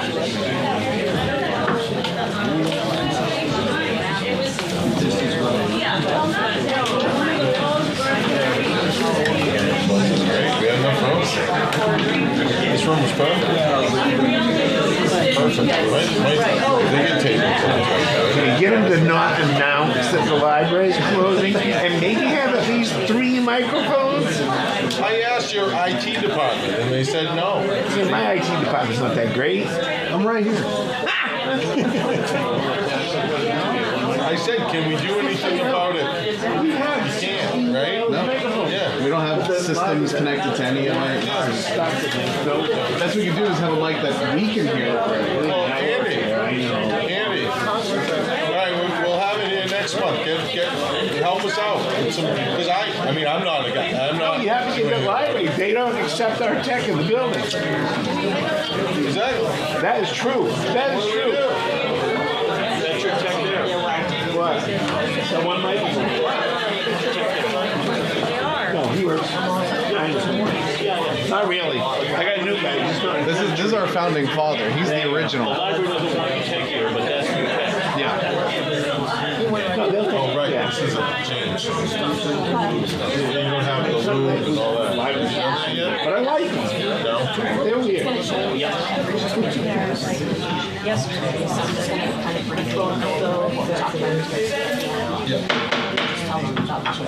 I can call the meeting back to order. Thank you for watching the action. And I was worried for a while. It looked like nobody was going to move up.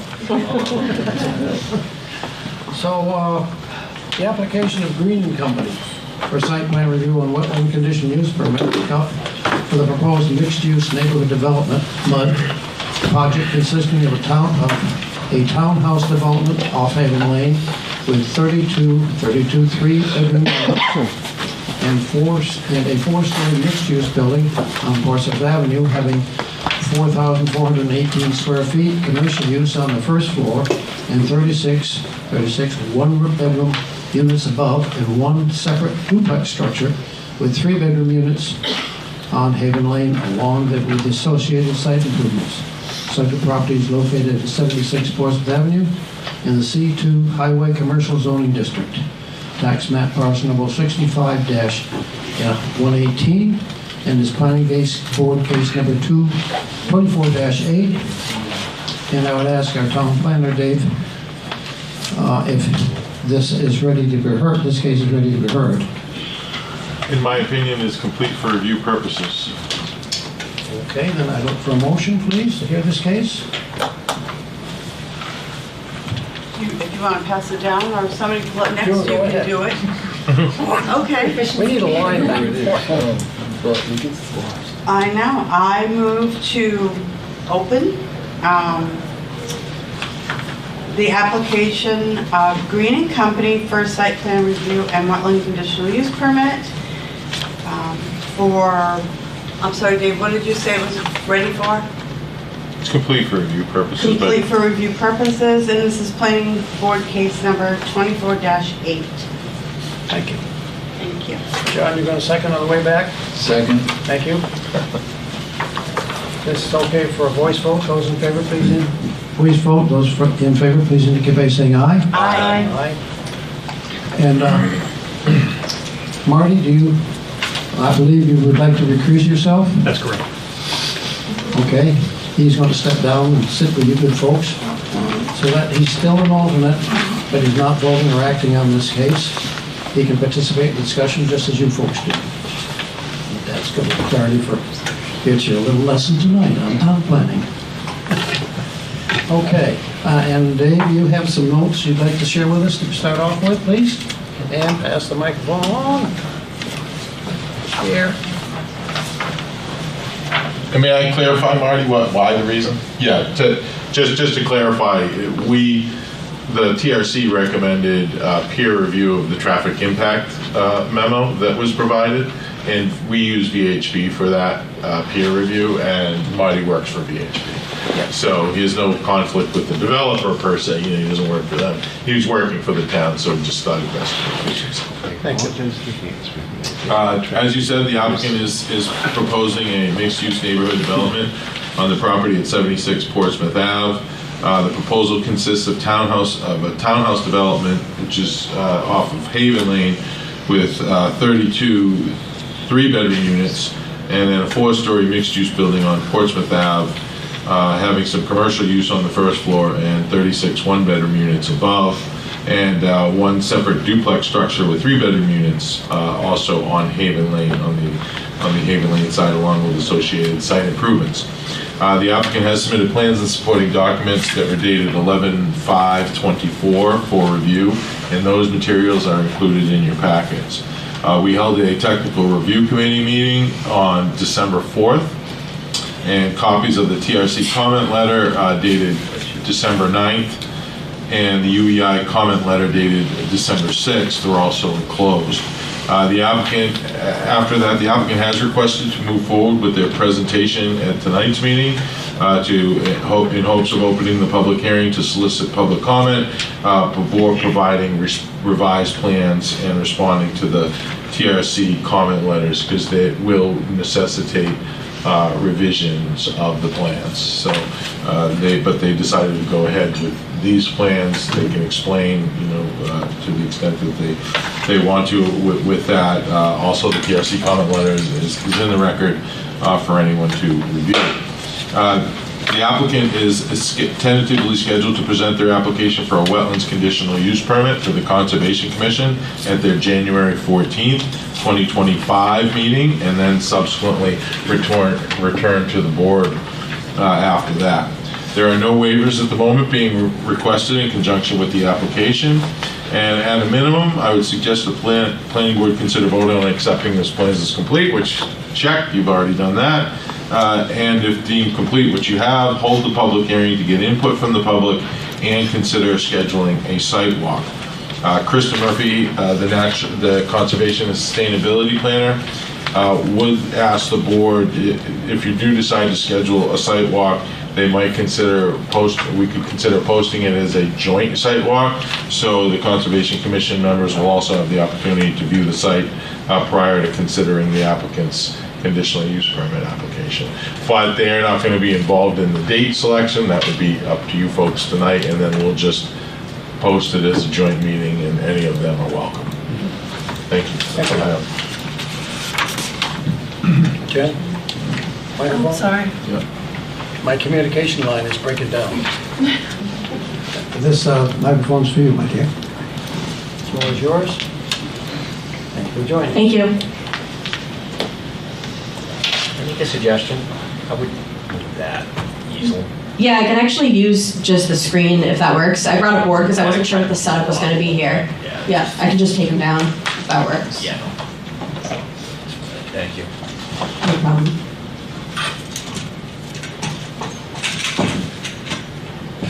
I wasn't sure if the board would prefer to look at that because you can't really see behind you. We have these. Thank you very much. I'm Paige Libby. I'm with Jones and Beach Engineers here on behalf of the applicant, Green and Company. Michael Green and John O'Neill are also with me tonight. So this project, again, is 76 Portsmouth Ave. It's the current Fisher Auto Parts on the front part of the site. But the site is approximately 6.7 acres. So it has quite a bit of undeveloped land behind that developed portion of the site in the back there. So we were here, as you probably recall, back in July with a design review application for quite a different project. At the time, we had proposed 3 larger buildings, all of which were 4 stories, with 2 being in the rear part of the site and 1 being in the front part of the site, with a total of 121 residential units.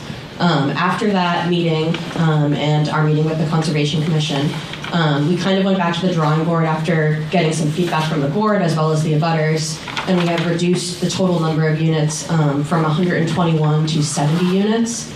So we now have 34 total townhouse units instead of apartment units in the back part of the site, and 36 apartment units in the front part of the site within that larger building, with the commercial space being on the first floor of that larger building. There is currently, with the proposal, no vehicular access proposed between the front and rear parts of the site. So the townhouse development would be accessed off of Haven Lane, and the front building with the commercial space and the 36 one-bedroom units would be accessed off of Portsmouth Ave with no vehicular connection between them. This also allowed us to eliminate all of the wetland fill that we were previously proposing. So this proposal now has no wetland fill. Although I will say, based on some of the discussion with the TRC, we may have some crossings, but no real fills proposed, just crossings with culverts that will allow the wetlands to continue to drain and act as drainage, which they are today. The buffer impacts, as Dave mentioned, we will be attending the Conservation Commission meeting next month. We were on their agenda for this month, but we decided after the TRC meeting to continue just because some of the buffer impacts may change. So we didn't want to go before them and then have things change and have to come back the next month. I'm actually going to go over here and switch the sheet, if that's okay.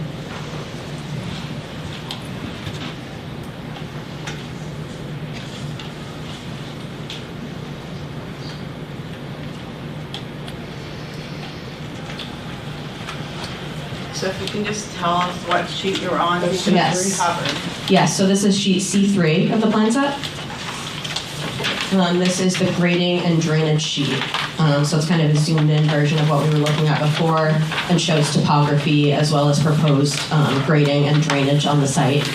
So this site's kind of interesting because as we discussed during the design review as well, it kind of sits at a low spot between all these surrounding developments on Portsmouth Ave and the J.D. Hill neighborhood behind us. And it kind of serves almost as drainage for those sites. So there's several drainage pathways through the wetlands that kind of outlet to a larger wetland complex that end up down at Wheelwright Creek.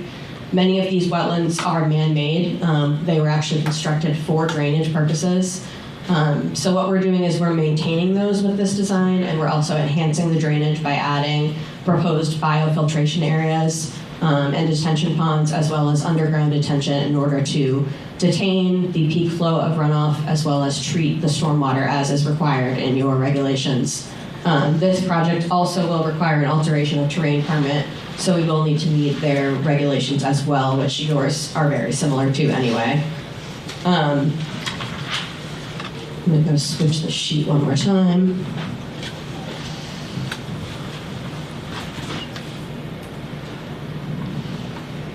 So the next sheet should be C4, which shows the utility layout. So we did meet with DPW pretty early on before we designed this, and we also met with the TRC a couple weeks ago and had conversations about utilities. DPW wanted each unit for the townhouses to have their own services for water and sewer, so that's what we're proposing here. One of the big things that came up during TRC is that DPW would like to see the water line looped between Haven Lane and Portsmouth Ave versus having a separate water line to the front building and then separate water lines to the back. So we will have to propose a wetland crossing for that water line, but it will be just for the water line as well as pedestrian access, which is something that the planning department pointed out that we're missing from this design, having pedestrian access to Portsmouth Ave for the residents of this development.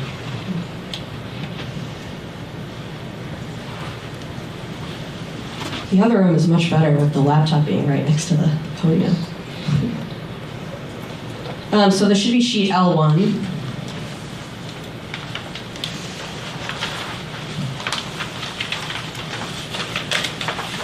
You can talk to him here if you want. Doesn't really matter where you're talking. Okay. I don't think, right? Just bring the mic, yeah, just sit over. Okay, that works.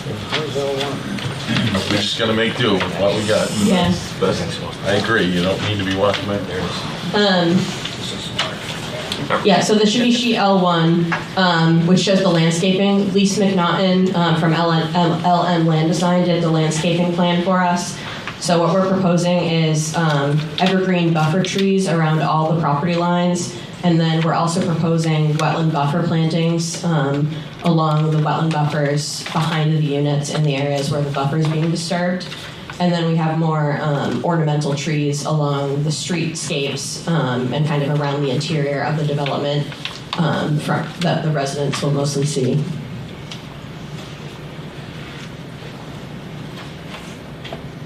L3 shows the lighting.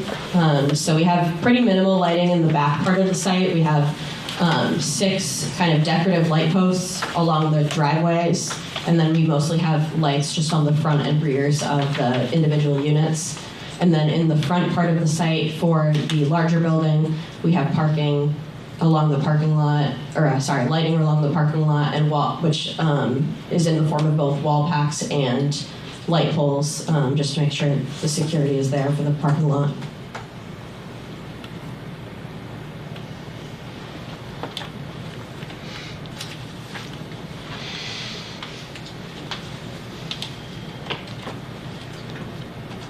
That's all the sheets that I wanted to go over for the plan set, so I just flipped back to C2. We did submit a traffic memo from TEPP, which outlines the traffic increases for the site, for the front part and the back part of the site separately, because they have 2 separate accesses. So you'll kind of see that in the traffic memo that it's 2 separate tables that he included in there. So what he found is that the traffic coming from the rear part of the site during the peak hour is about 19 trips per hour, so 1 every approximately 3 minutes. And that's on the peak hour on a Saturday. It's much less on the weekend or on the weekdays. And then on the front part of the site, there's already a commercial development there, so the traffic actually is decreased on the weekend peak hour. It's slightly increased on the weekday peak hour by 33 trips during that hour. So he outlined this, and that it's a pretty minimal traffic impact. Typically, ASHTO would require a full traffic study if you see more than 100 trips per hour in the peak hour as an increase. So we're well below that with the 19 and the 33. I know that Dave mentioned that the board sometimes will request a study if it's 100 trips per day as an increase. So that was something we wanted to talk about tonight, as I know that Dave recommended review by VHB to see what additional information they would want to see from us on the traffic. So I kind of already went through what the TRC changes were, a couple of them, but the other major change that will impact this design was that they wanted to see basically the loop through our site connected to the end of Haven Lane. So there would be 2 accesses off Haven Lane, which would allow them to turn around. There's currently no turnaround at the end of Haven Lane. It's a pretty wide paved area. And actually a pretty narrow right-of-way, so there really isn't room to even add a turnaround on the end of Haven Lane. So adding a second access to our development would allow the fire department to make a complete loop through our development for those residents as well as the residents of our development. So that'll be one of the changes that we'll be making, which will also require a wetland crossing through this ditch that runs through the property. So there'll be a culvert of some sort there. Another thing that we wanted to discuss with the board is that this project will be phased. So the rear portion of the site with the townhouses would be constructed first, and then the front part would be constructed later. The reason for that being that the current tenant, Fisher Auto Parts, has a lease that goes 5 years from, when do you know what it ends, the actual date? Okay, it goes 5 years from last April. From last April, yeah. So it's a few years out before their lease will be up, and then they have a 5-year option to extend. So that could be further out. Of course, we want to have it built as soon as possible, so we're going to do everything in our power to work with them to try to get them to want to be out at the end of that 5-year lease so we can construct the front part of the site, but just wanted to make sure the board was aware of that fact as we proceed with the application. Because this is a mixed-use neighborhood development, we are required to have an affordability component, so that 10% of the units have to be affordable. And because the project would be phased, the affordability would be broken up by the front and the rear parts of the site. So if we have 34 units in the back, 3 of those would need to be affordable, and in the front part of the site, 4 would have to be affordable, versus like putting all the affordable in the front or all of them in the back. So that's all I have for a presentation. We can answer any questions that the board may have. But again, just as an overview, we kind of heard what we heard from the abutters at the July meeting, reduced the density quite a bit, and we hope that that makes them feel better about the development going forward as we discuss the rest of the project. Thank you. Can you bring me the microphone, please? Yes. Very good. Appreciate that presentation. Are there any questions to start off with that the board may have? This really is a totally different plan than we saw earlier.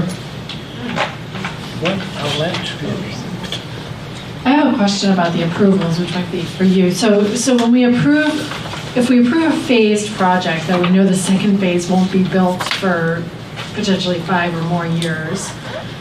How does that work? Because our approvals have an expiration. When we get to that point, I mean, we'll be more fully explained, but you can dictate what those approvals are. So when people ask for phased approvals, and if you give that, you can say the approval is valid for 5 years. So it's up to you. It's up to the board to decide that. Okay.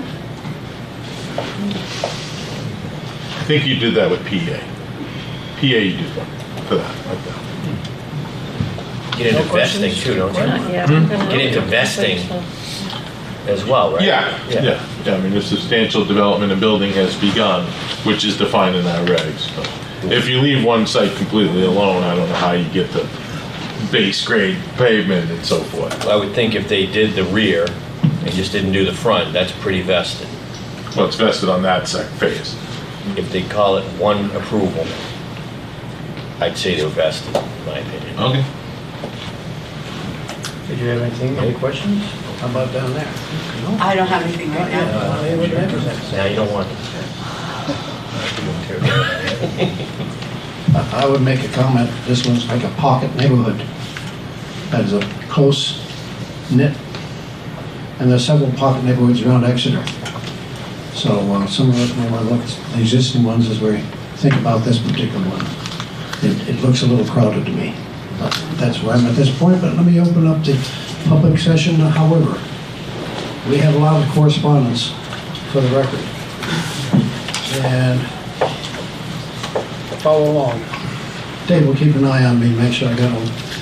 This first one received December 19th, was submitted by Matthew Canamon. He's the land abutter. The next one was dated December 19th. These are the dates we received them. From Cole Woods is the person that sent this in by email. And now, of course, this one I'm going to have for you.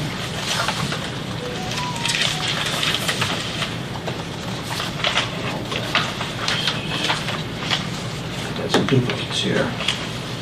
Another one from Kelly Warner, which received the 10th of December. And December 11th, we received one from the Kitchikono family at 22 Haven Lane. Another one without a receipt date stamped on it. Knoll and Bonnie Drive. Knoll on Bonnie Drive. Then we have one from Leonard Meta, dated the 12th of December. And one from Diane Denham at 5 Bonnie Drive, received the 12th of December. And one from Christiana O'Brien, received the 12th of December.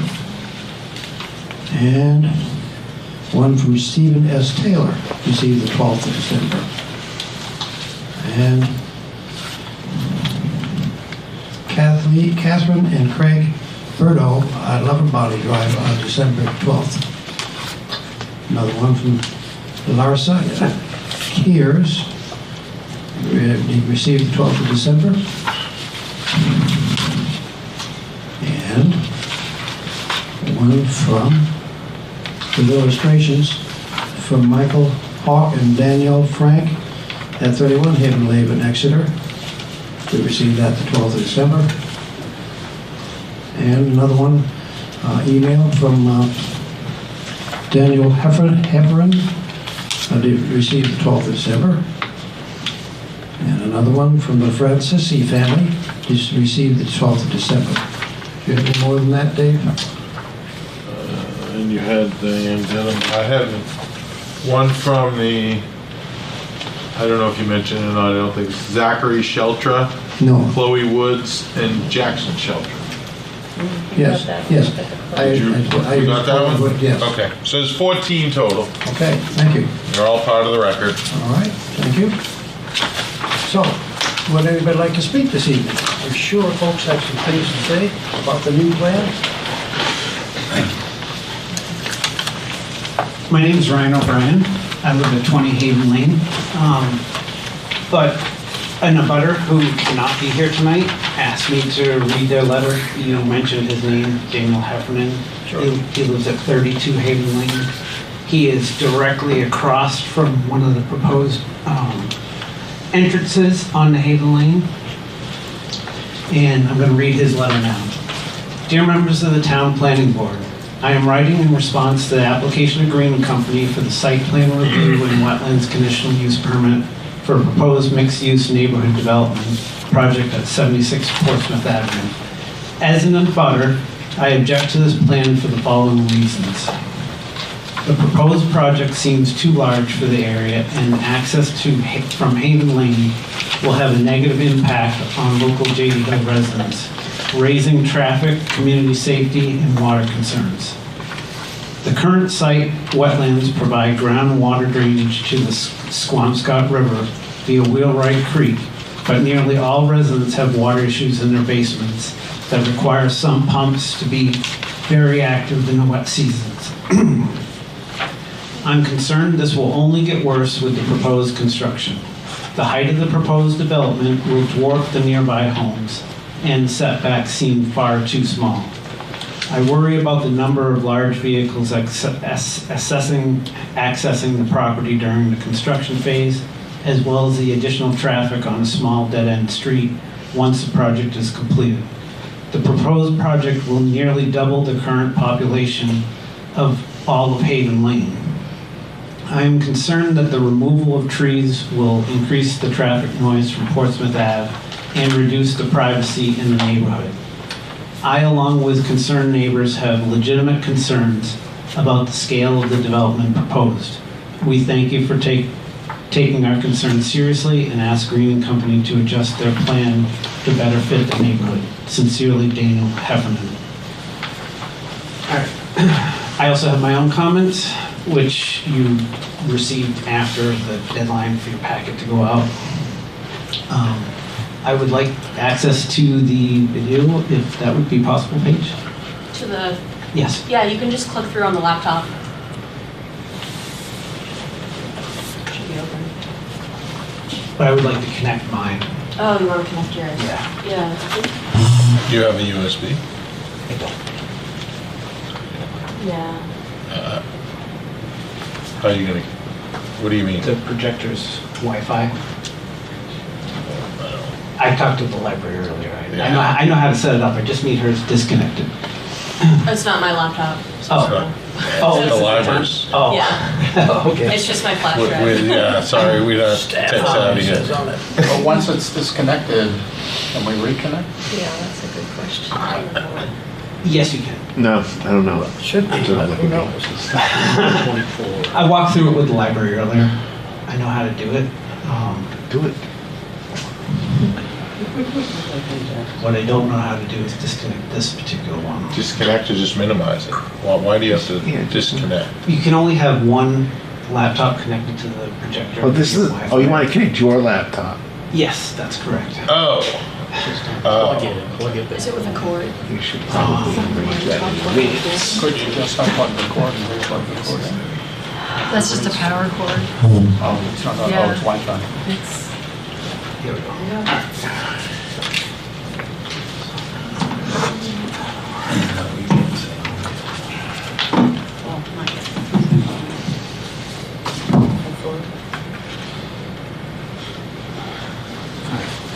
While I'm waiting for this to...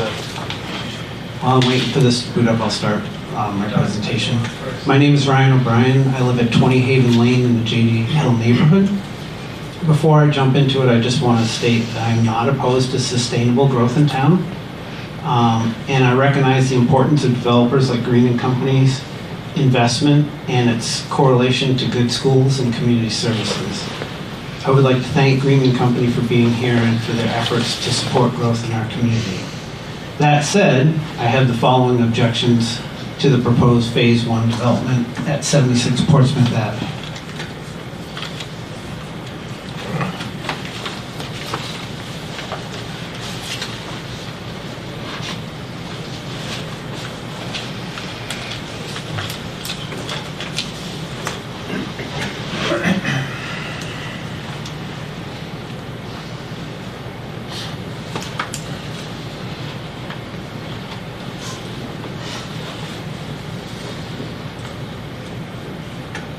Bear with me a moment. All right, here we go.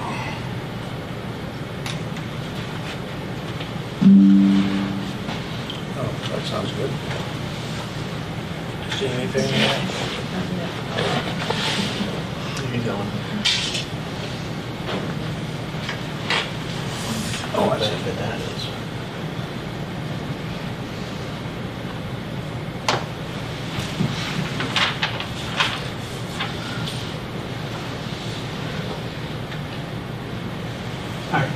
Okay, so my first objection is I object to the total destruction of the 4+ acres of currently forested land in the area, which has already been heavily developed and is an important natural resource.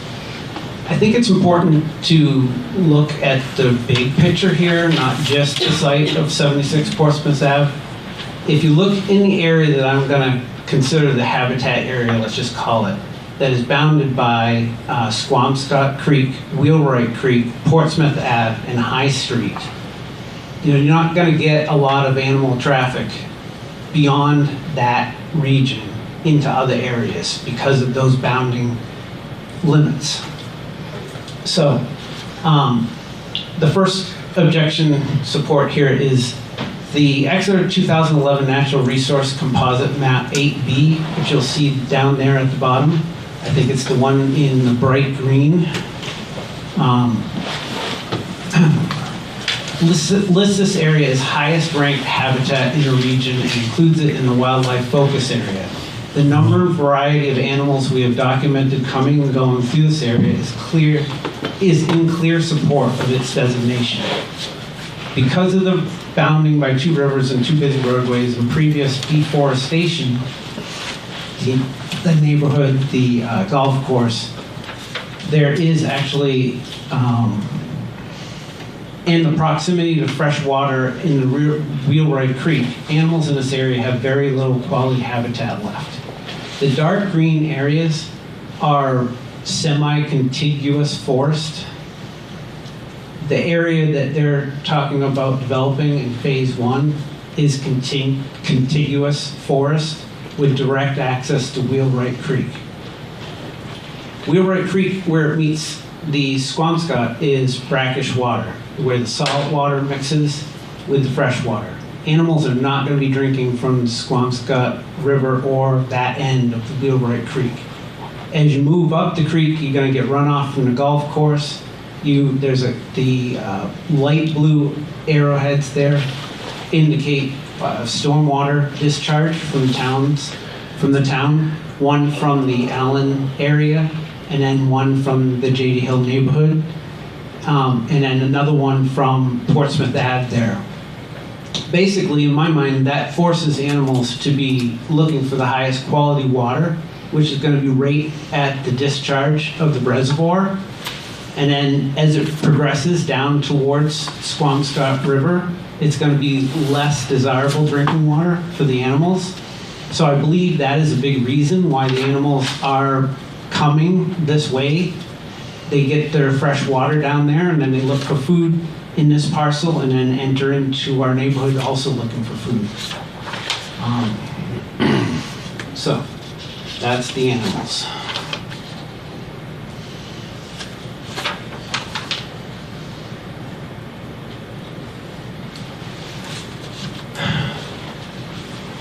Second point is excessive amounts of untreated stormwater runoff into and adjacent this parcel from Portsmouth Ave, Alumni Drive, and J.D. Hill poses a risk to the health of the wetlands, Wheelwright Creek, and the Squamscott River. And the only thing helping to help and keep the water quality in check is the treatment currently provided by the high-quality wetlands just to the north of their construction area, and in the vegetative area that they're talking about completely destroying in the 4 acres. Deforestation, increased impervious surfaces, lack of maintenance on the future man-made flow and treatment, and future driveway chemicals and salt will certainly not help. I appreciate Paige bringing up that the proposed townhouses are required to have stormwater treatment, but it is only treating the problem that they are creating by building there. It is not addressing the current water flow through this area, which is substantial. You got, I think, a 48-inch discharge coming down from Alumni Drive in the hospital. I forget what the size of the other one is, but it's 15 plus inches, I believe, that comes from Portsmouth Ave and discharges in this area. You've got all the groundwater coming down from the neighborhood into this area, plus you have all the surface discharge off of Portsmouth Ave. It all uses this forested area and it's the only treatment that water is getting before it runs directly into Wheelwright Creek. And I think it's really important that that be addressed, or not allow this construction because of the water issues. All right, moving on. This currently forested area also acts as a visual and audio buffer between Portsmouth Ave and the J.D. Hill neighborhood and helps separate the C2 zone from the R3 neighborhood. It also helps dissipate heat from surrounding impervious surfaces. So I think as part of the greater discussion, it's really important to understand that there is a lot of developed property all around this area that they're talking about proposing. And it's literally the only thing that is treating all of that water flowing through that area. So, destruction of this 4+ acres is in direct violation of every section of the National Resources Protection Article 9.1.1 of the zoning ordinance. If you look at each one of those, you will. It's not hard to understand that each A through D and G are all in violation. I mean, this area is important to all of those. So, moving on to the construction piece of this. The height, scale, and density of the proposed structures is wildly inappropriate immediately adjacent ranch and Cape-style single-family homes. To that end, I propose the following zoning ordinance amendment, but we'll get to that in a minute.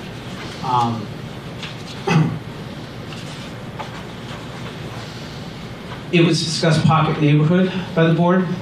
This is not a pocket neighborhood. These are 49.5 foot high structures, 4-story buildings with parking on the first level. These are huge. No, that's not, no, they're 35 foot. That old plan was that. The new plan's 35. This here is 35. 3 stories, 35. The zoning board told us 4 stories for the front building.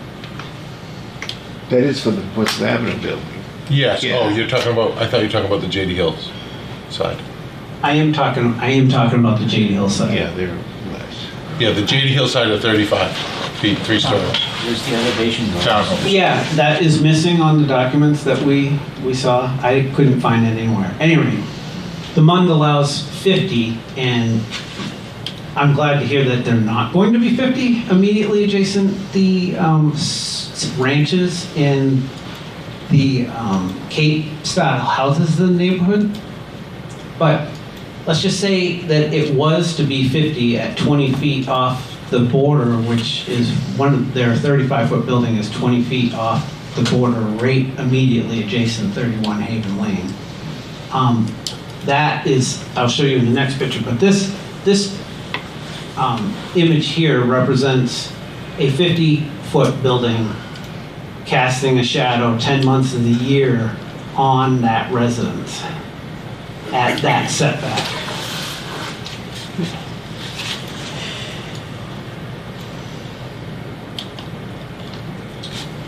If this is actually a 35-foot building, high building, which just the math on that seems to be difficult to work out with. Excuse me, Ryan, for a quick question to that gentleman in the shirt next to you. You said this is now 3 stories on top of a garage or 2 stories on top of a garage? 3 stories total, 2 stories on top of a garage. Okay. The garage is a story. All right, so we're talking 35 feet to the top of the roof to the bottom of the garage. All right, I just needed that for clarification for me. Thank you, sir. Okay, so that is not the elevation drawings that I saw on the Is set. this not your elevation? Yeah. It was shown at the technical review? That is, but the top is just an attic, it's not living space. It's just a roof. That's 35 This is feet. not considered a level? No, no living up there. That's the pitched roof, like the roof on your own house. It's covered. And it's just for appearance for the town. Require that. The town require. It's still height. Wait, what is this here from top to bottom is 35 feet? Yeah. That's correct. Okay, that was definitely confusing to us. We didn't recognize that. But so this drawing here represents a 50-foot building at the 20-foot from the line that they talked about. This is a 35-foot building. Granted, that building may or may not be 35 feet, but that representation between the house and the 35 is scaled. So at 50 feet, you'll notice that it shows that it still touches the shadow of that building at noon on the shortest day of the year. Already strikes that house, but they're talking about moving it from 50 feet from the line to 20 feet from the line.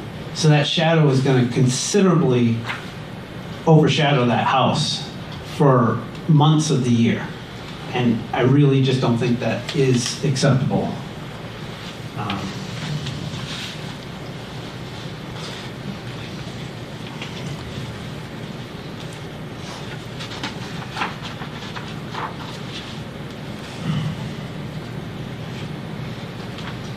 Want to just talk briefly about the possibilities of the MUND and allowing 50-foot buildings with the intention of that being on Portsmouth Avenue, but potentially spilling over immediately next to a neighborhood like ours. I really think that the zoning ordinance needs to address that in a way that it doesn't currently.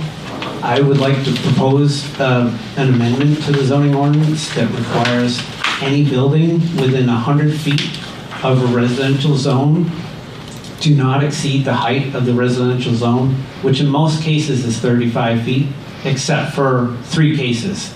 Our neighborhood, which is an R3, and the 2 mobile home designations.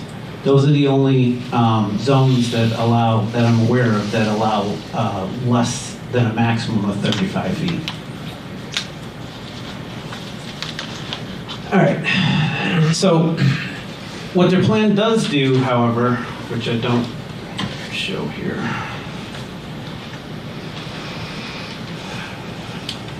I don't have that, but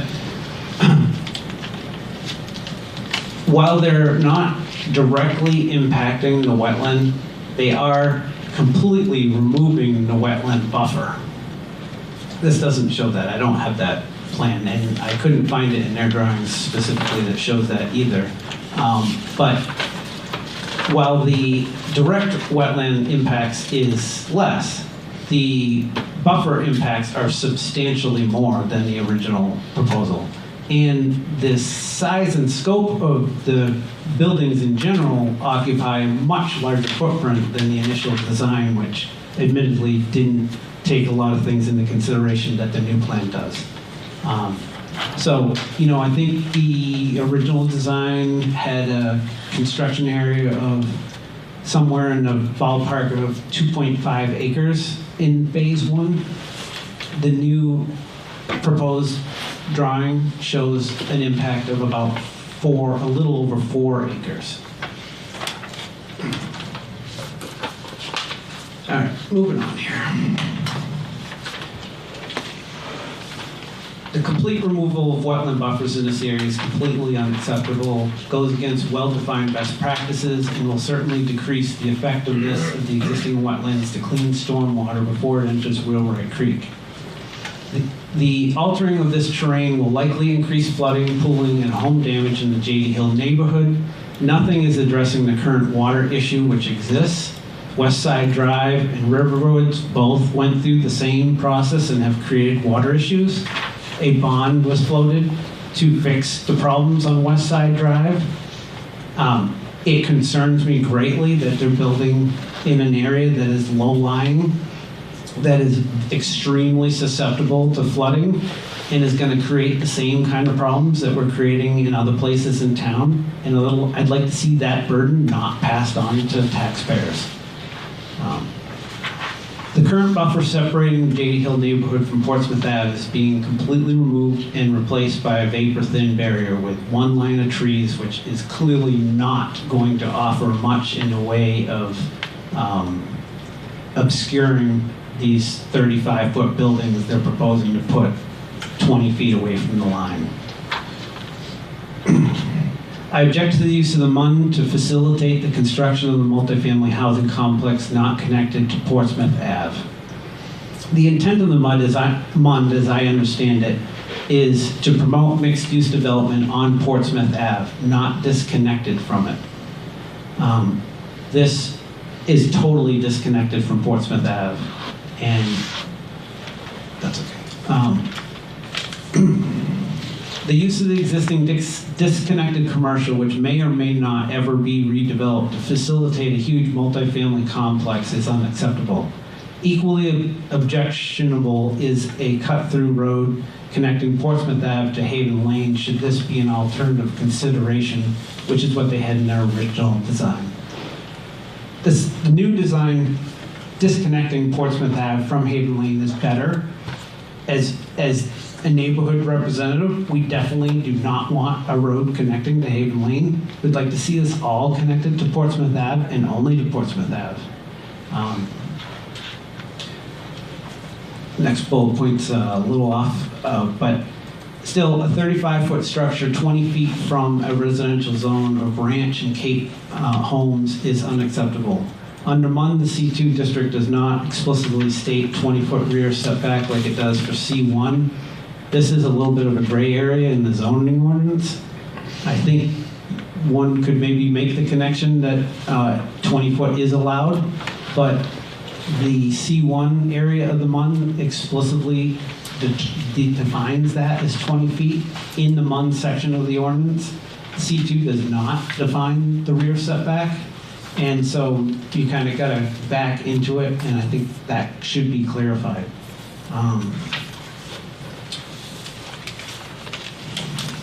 No accommodation under the MUND again, no accommodation was made for pedestrian and bicycle circulation within the development or to Portsmouth Avenue. In conclusion, the purpose of the zoning ordinance and the master plan boiled down to two primary categories: to promote and to protect. Promote is clearly working, evidenced by all the growth in town, but protection seems to be lagging behind. We are destroying our natural resources in town at an alarming rate. We are creating tax liabilities for residents at an alarming rate. And we are not going far enough to protect those who already live here. I would like to see the board reject the Phase 1 development for the reasons I have outlined. I would like to see the board champion the protection of this area from future development. And I would like to see the board champion the proposed zoning ordinance to protect houses from massive structures that may end up 20 feet from them.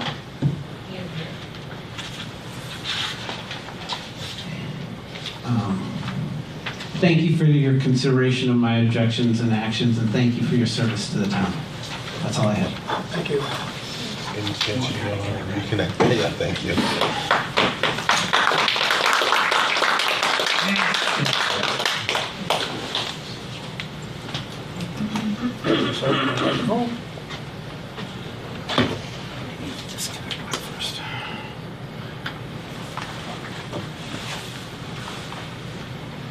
Good evening. My name is Michael Haug.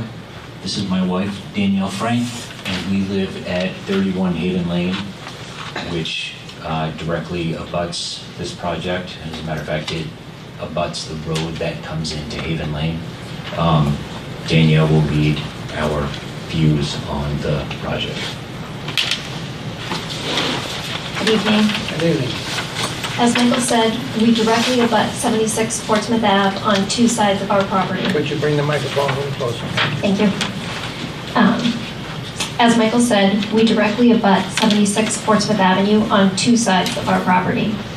We support responsibly creating housing in Exeter that is symbiotic with the overall historical and natural characteristics that make our town Exeter, New Hampshire. And we ask the planning board to please consider the following carefully as you review the proposal for this precedent-setting project. Our concerns fall into three categories: general concerns, impact on Exeter's natural environment, and proper application of the MUND.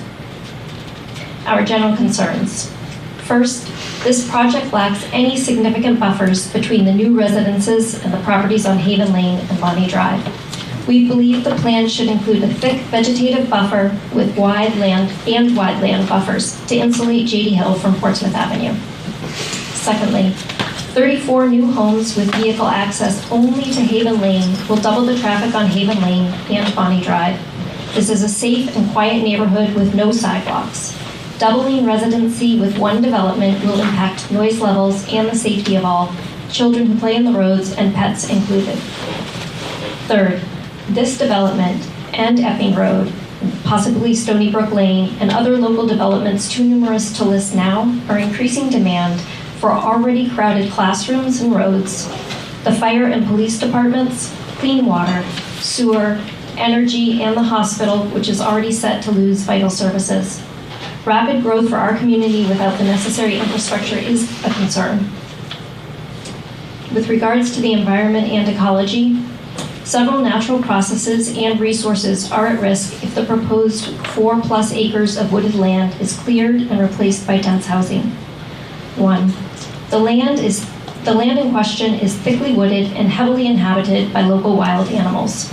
It is an important tract, a water resource for wildlife, and water runoff management system for the residents of JD Hill. 2. The wildlife that uses the land does so safely, blocked from the traffic, noise, and humans in JD Hill and along Portsmouth Avenue. Anyone can view a list and pictures of animals that live here in the gallery at jdhillcommunity.com. 3. The plants and trees within this parcel are varied, thickly settled, and mature. They offer beneficial coverage to reduce area heat buildup, noise reverberation, and light pollution.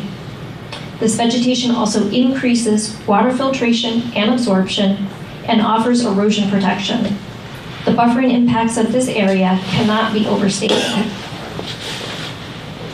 As to the implementation of MUND, I will read a portion of Article 3 from the March 12, 2024 ballot, which was approved by Exeter voters.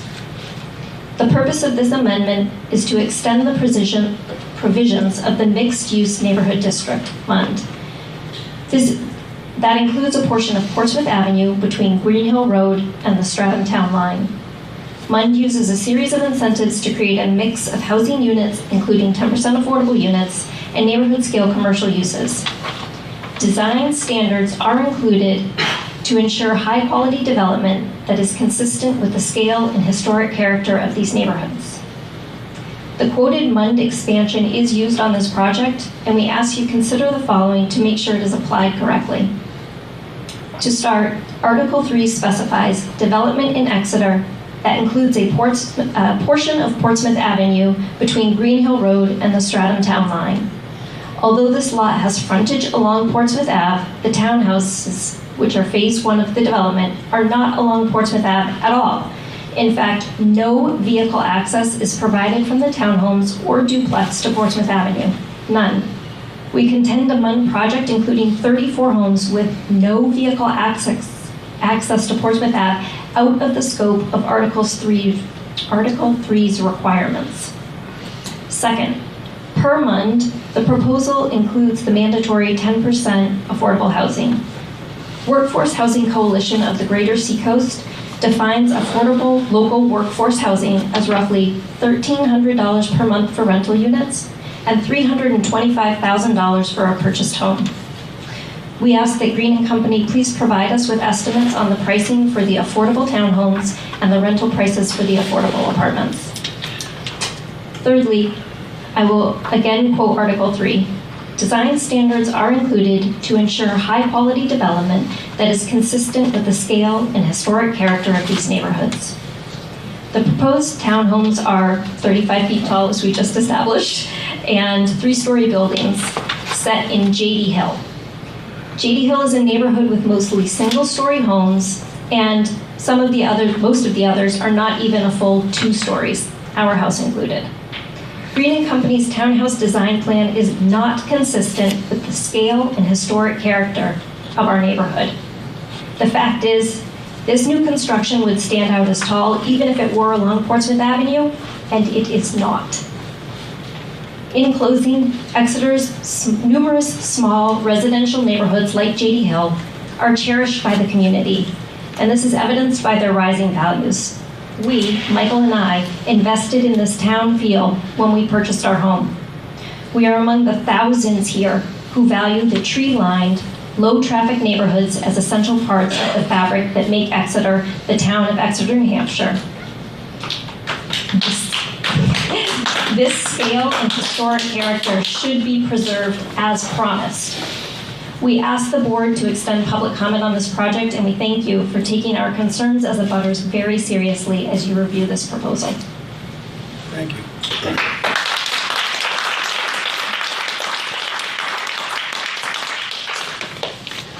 Microphone is available over there. If someone would like to use it, please step up. Share your thoughts with us. Introduce yourself. So we have viewers at home tonight too. Hi, I'm Craig Boudreau on 11 Bonnie Drive, and we directly abut the backside of the development. Everybody spoke much more elegantly than I can about the big pictures and the law and legal, so I'm going to get just very personal here about. My mother built a in-law apartment at our house 4 years ago. 4 to 3 years ago, and we had to stay, even though we had the woods in the backyard, we had to stay 25 feet from our property line, and to the point of even when we put the bulkhead for her basement, we had to put it off to the side to where our deck is, so we couldn't even go 25. And now we're talking a 35-foot building within 20 feet. And I'm looking at that picture, and that's really close to our property line. We're in the corner right there. That's where we are, and that doesn't fit. The other thing I would like to talk about is how delicate the balance is with the water drainage. We've been at this property for 20 years. When we first moved in, we had a lot of water in the basement. If the snow melted and rained at the same time, we would flood. A lot of rain, we would flood. Fortunately for us, the drainage system that was put along the road, it worked. The most water we get in our basement now, we'll get a little trickle of water from the back side, and it's just a trickle that goes from, the back to where the sump pump is. And we haven't had a water issue in 10 years. And as delicate as that balance is, I worry that it's going to, when the drainage map was on there, that actually kind of came onto our property. So I'm worried about the use of our basement, the integrity of our foundation, should our backyard become a pooling place for water. And again, everybody spoke much more eloquently than I can about all the other stuff, which I completely agree with. I mean, this doesn't even talk about, I'm not even talking about how our backyard, instead of being filled with deer and turkey and a fox, now being the back porches of 35-foot buildings. But thank you for your consideration and taking the time to listen to us tonight. Thank you.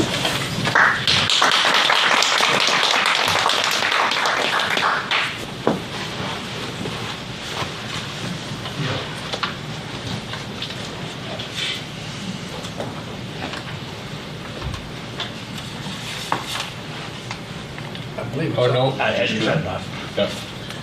So my name is Luis Franceschi. I'm the owner of 36 Haven Lane, right in front. They're planning to put 2 of the townhouses at the very end of Haven Lane.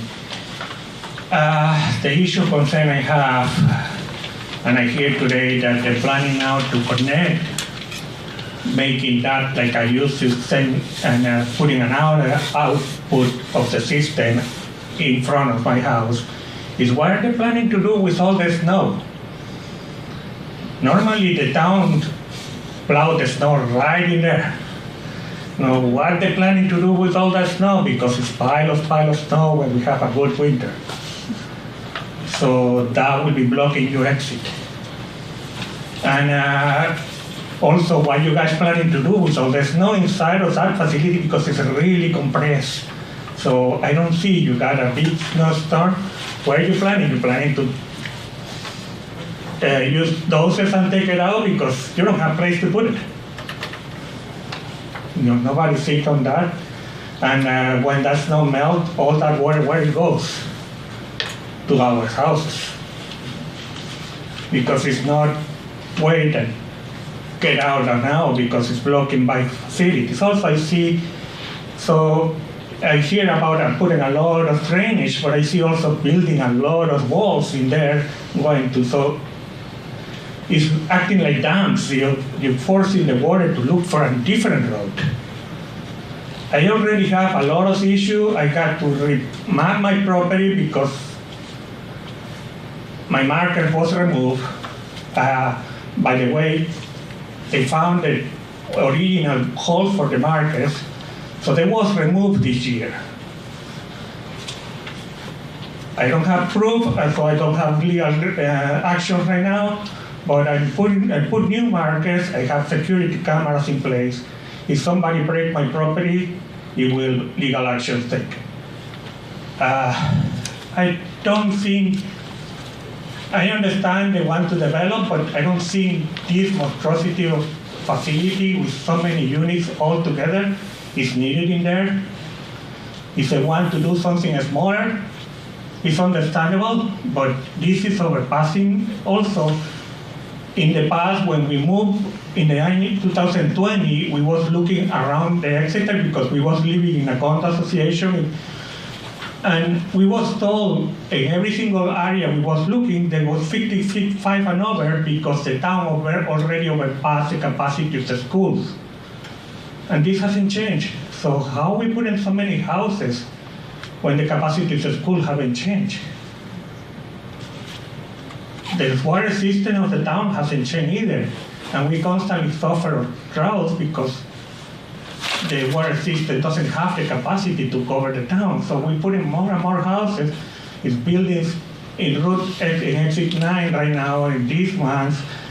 Every time we're increasing the capacity of the infrastructure of the town, is not increasing. It's a single road town.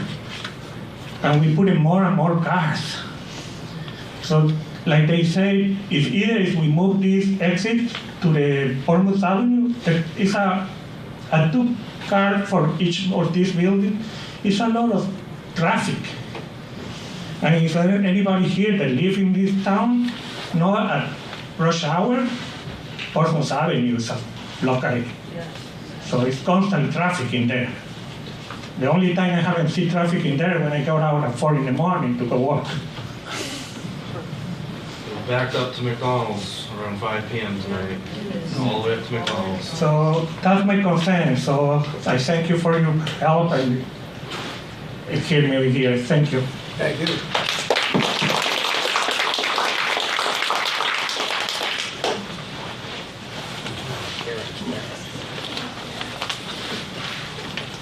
My name's Len, live in Haven Lane. Thank you, Green Company, for adjusting the 50 to 35. Thank you for the report again. Good to see you. I have a question. I've done a lot of armchair research. I'm a technical writer, not an engineer. Will this violate the amount of folks we're going to have here, proposing new residents? Will it impact the nitrogen effluent limitations from the EPA? Remember that madness in 2012, where we had to build a new treatment plant out, and I'm just wondering, will the EPA come back and say, hey, we did another nitrogen effluent test and you violated it along with Newmarket? So I don't know. It's a question I have. I don't know if there's any way to measure that, but I don't know. I fear that with the amount of folks we're adding to this area, the water that's coming out of there is going to go into the Squamscott, and that feeds into Little Bay, and they monitor it. So I don't know if that's something that we need to take into consideration. Nitrogen effluent that's going into Little Bay. We were there in 2012. I remember there was a fine. Portsmouth was involved. It was crazy. I don't know how to answer that. It's just a question that's been bugging me for only a week. Made that to my head, and I can't answer it. So, Board, thank you so much for listening to us. Appreciate it. Thank you. Thank you. I'm the mom.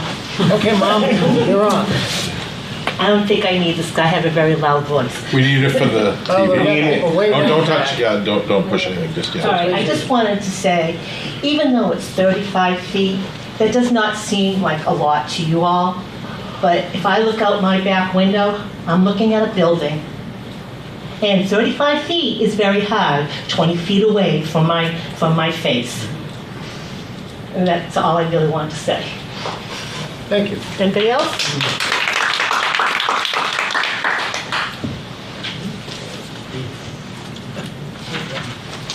Hi, I'm Steve Taylor. I'm like this short. My neighbors have made a lot of great points, and I really hope you take them into consideration, especially the landscaping issue and the removal of that natural barrier of 4.5 acres. The big question I have, when we went to the zoning board, there was mention of how they were going to remove their garbage. and they're not providing dumpsters. And it was no issue. Why?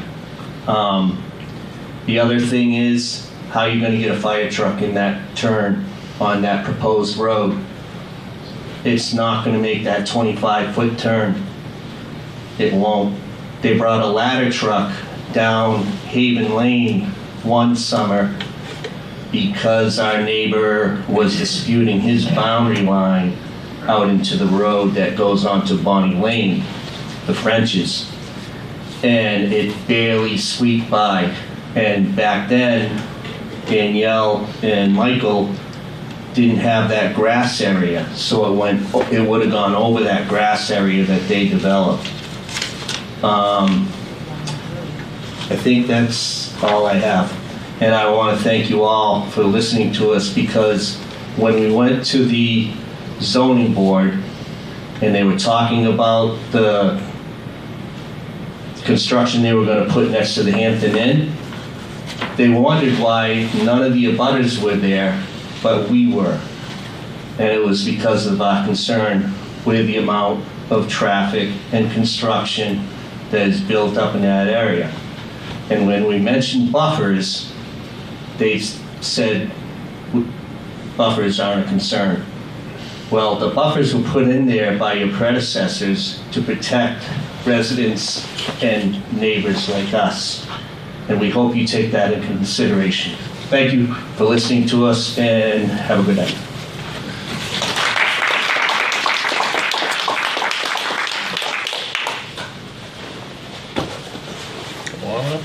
Thank you.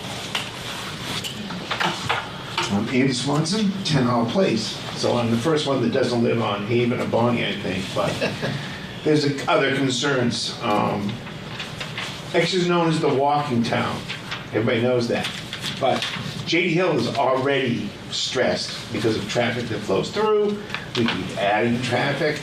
I think I'm kind of a good person to talk about this. I've lived in Exeter 60 years. I've lived on J.D. Hill for 40 years. And I probably walked that block 20,000 times, and that's probably a little conservative. I have dogs. And every year it gets worse and worse and worse. I mean, we don't enforce any of the traffic rules, so that's not on you guys. But just the amount of traffic, the amount of cut through. Just yesterday, a guy went by me. He was this far away from me, doing 20 miles an hour as he blew through a stop sign. So it's ruining that area for its walkability, which is one of the reasons why people buy in that neighborhood. So I'm a little discouraged. I'm going to put another, 100 cars, maybe 80 cars in the middle of that neighborhood. And we can talk about these pocket neighborhoods, because at the end of Hall Place, there's one everybody say, oh, it's so great, we built this little pocket neighborhood, Sharon Circle, I think it is. And we had all this traffic engineer that says, you won't even notice that traffic. Oh yeah, I notice that traffic every single day. And it's only 13 units, so maybe 25, 26 cars, maybe 30. So we need to think about that before we do this, and this is, worse. And the last thing I'll say is, ask anybody that lives along the edge of Charon how much they love having a big giant structure right in their back window. And that's enough. Thank you.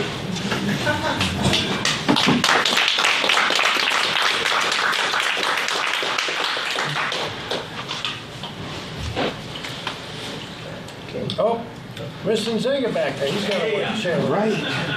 Keep it short, Andy. Oh, that's enough. Hello. Indian Zenga, Haven Lane. I would like the company that's building this to consider reducing the scope, the size of the project, maybe move those 35 footers 15, 20 feet in, maybe take out half of them or a third of them. I walked down the end of Haven Lane the other day from Barry Brewster's house, which is the last house on Haven Lane. I walked from there to Chinburg, and I walked in, I saw the burn, the Chinburg is the 4-story.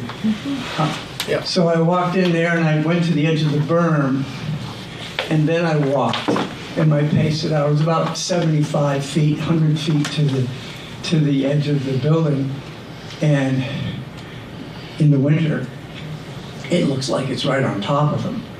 And we're talking 20 feet. It's gonna look horrible, you know. If you could reduce it, move it further, that would be very nice. And I think I would be willing to deal with that. To town, so which side of Haven Lane are you gonna build a sidewalk on? Okay, and when you do that, can you at least run gas lines so we in our neighborhood can have natural gas rather than have to have propane? We're the only ones over there. You guys stop. And as long as you're going to be excavating and putting in the town sidewalk, you are going to put in the sidewalk. You can do that too. That would be cool. Thank you very much. Merry Christmas.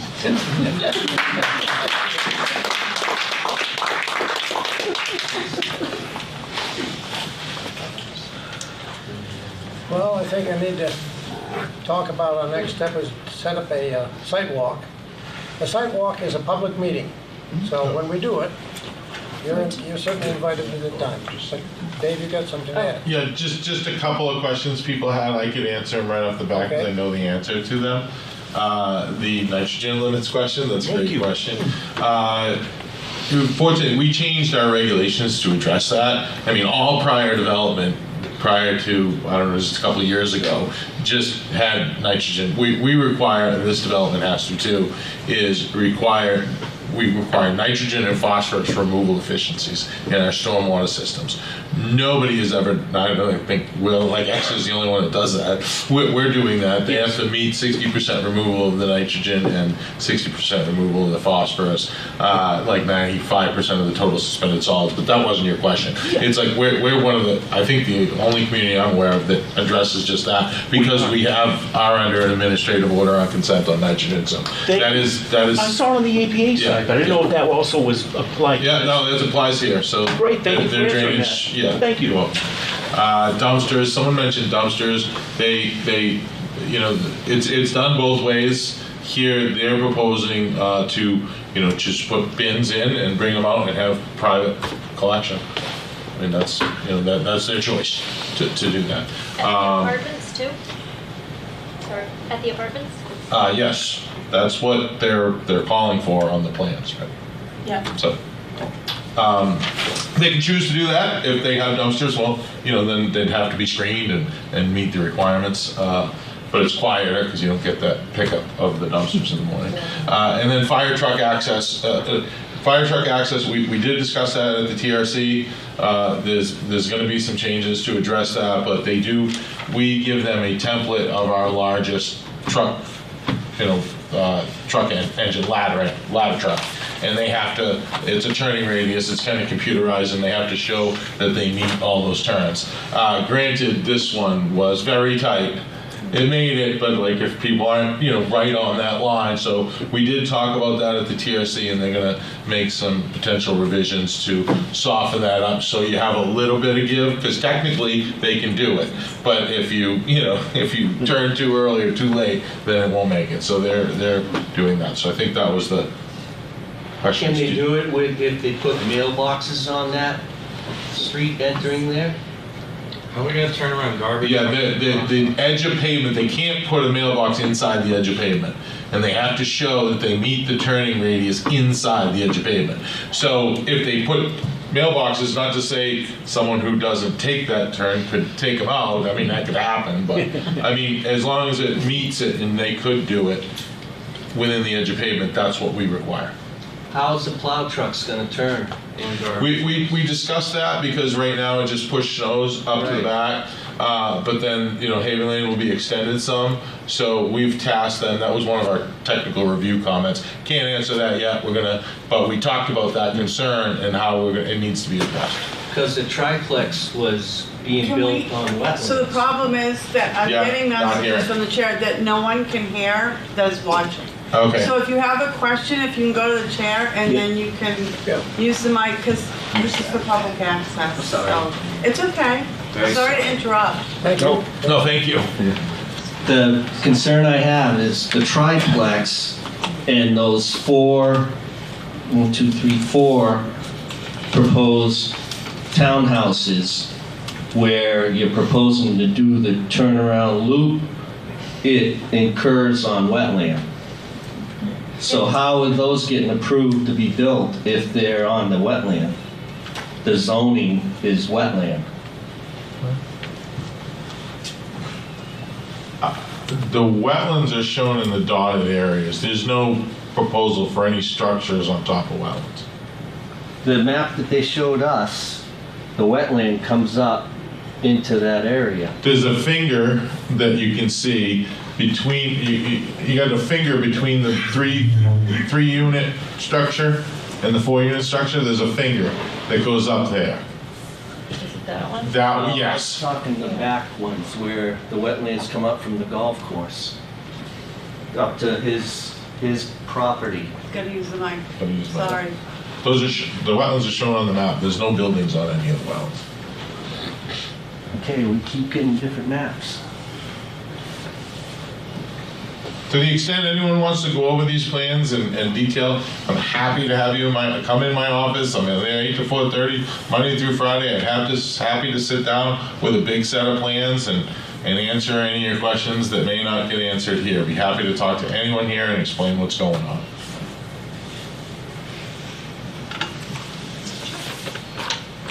Thank you, Dave. Take him up on that offer. I will. Get a few groups and go down and spread them out. You'll learn something. So I think that we could continue to have public. Yeah, we're going to set a site walk. And as I was saying, a site walk is a public meeting. So anybody got an idea, any dates that might be good? We usually do it at 8 o'clock in the morning, I said. Come back on the. Just gonna come back on the 23rd. January? Before the 14th. January Yeah, I'm asking you. When are you looking to come back? Yeah, a month from now, or Once your with that, or later, or It's the 14th. Thank you. 23rd? Yeah, Okay. 23rd. So, like, are you coming? Oh, no, you're saying December okay. 23rd. We're gonna do it before the. Oh, no, not December 23rd. No, I was just seeing when they're coming back. Okay, that's when we got to get the sidewalk in before that. Now, may I point this out, that we've been asked by the Conservation Commission that they might join us. Yeah. And They're the 15th. They're the 15th. So. Or the Can do it before the 15th then. You could do the 9th. You could do the 14th. I'm not using the mic, but. No, 9th or the 14th is what we're talking about. Try the 9th. The 9th? What day of the You week? usually do Thursdays. It's a Thursday. You usually do Thursdays at 8. That's what the board usually does, which is, not January 9th would be a Thursday. Okay. 8 o'clock? The 16th would be too late after the Concom meeting. Concom meeting's on the 15th. So we have to have it, or 14th. We have to have it on or before the 14th of January to have a joint sidewalk. Well, why don't we I go can with do the the 9th? night, I Because definitely can't do that gives the 14th. chair a chance to put it off for a week. For foul weather. Because some of our board members are tender. I couldn't go because you changed it, 'cause it might have snowed. You actually did go.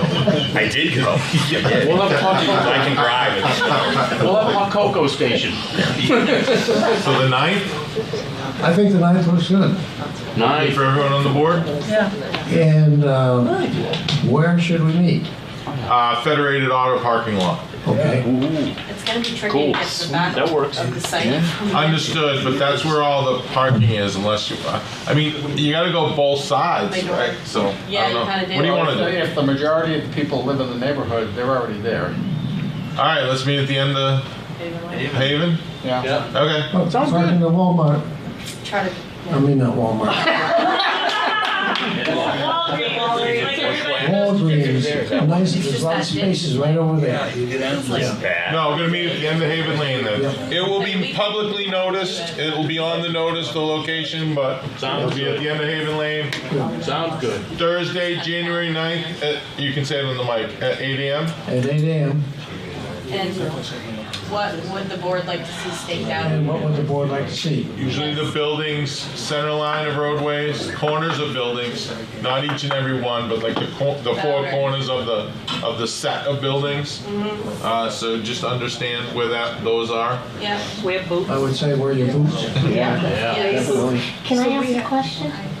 Will you be going on like our property to see how close these buildings are in proximity to our buildings? No, we don't go on the abutters property. Yeah, no. Okay, I'm just But we curious. will be close. They will be setting posts of where the structures will be standing, so we would be looking on your property probably.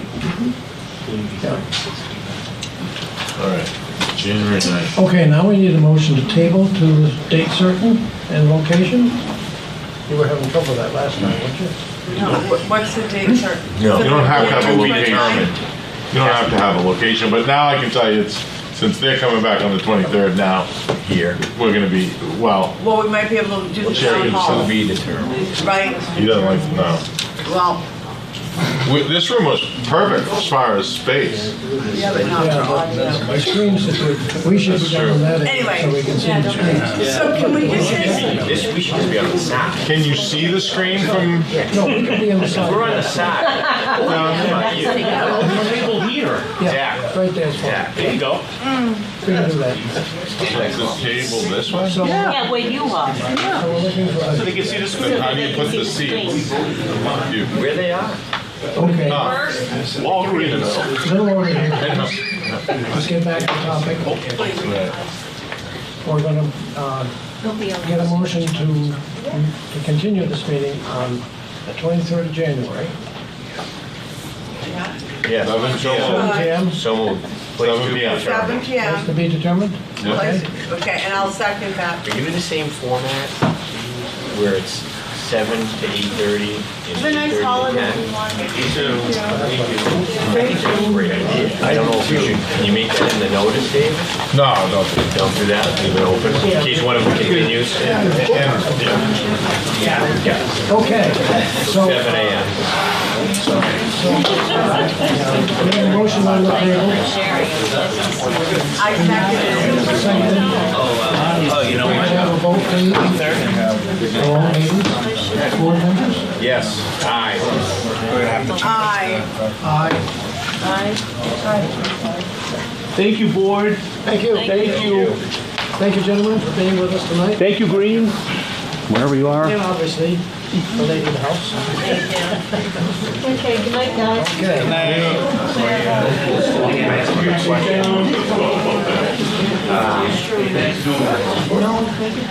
We're out of minutes. I'm asking you, Jen. You're not either, okay. Nancy would. I'm listening. You know, Nancy? Well, I didn't hear your question. The question is, we passed September 12th and 26th. I bought my daughter. Sorry, for reminding. Yeah, same one I got. So first- Just table. Oh, it is 21. Yeah, mine is. I'm sure you got the real one. She, it was a birthday present. I don't have those with me. Okay. Sorry. Okay. I usually do, and this time I don't. That's all right. Otherwise, I never would have known what it was. Right? She thought You can bang those out if you want. Oh, we just, did you vote to adjourn? Let's take a look, we've not adjourned yet. We're talking about looking at the minutes of November 21st. I tabled it so we could get the meeting going. Yeah, so, Mr. Chairman, I have the mic, or I'll walk over if you want. Which one? Yeah, as well. Did you, We did that in our last meeting. And I think you tabled those. Thank you all for your time. Thank you. Take care. so, Okay, Mr. Chair, yes, may I? yes, please. I need the microphone. Oh, I'm sorry. So I'd like to consider moving or tabling the 21st, November 21st meeting minutes, and this is the reason.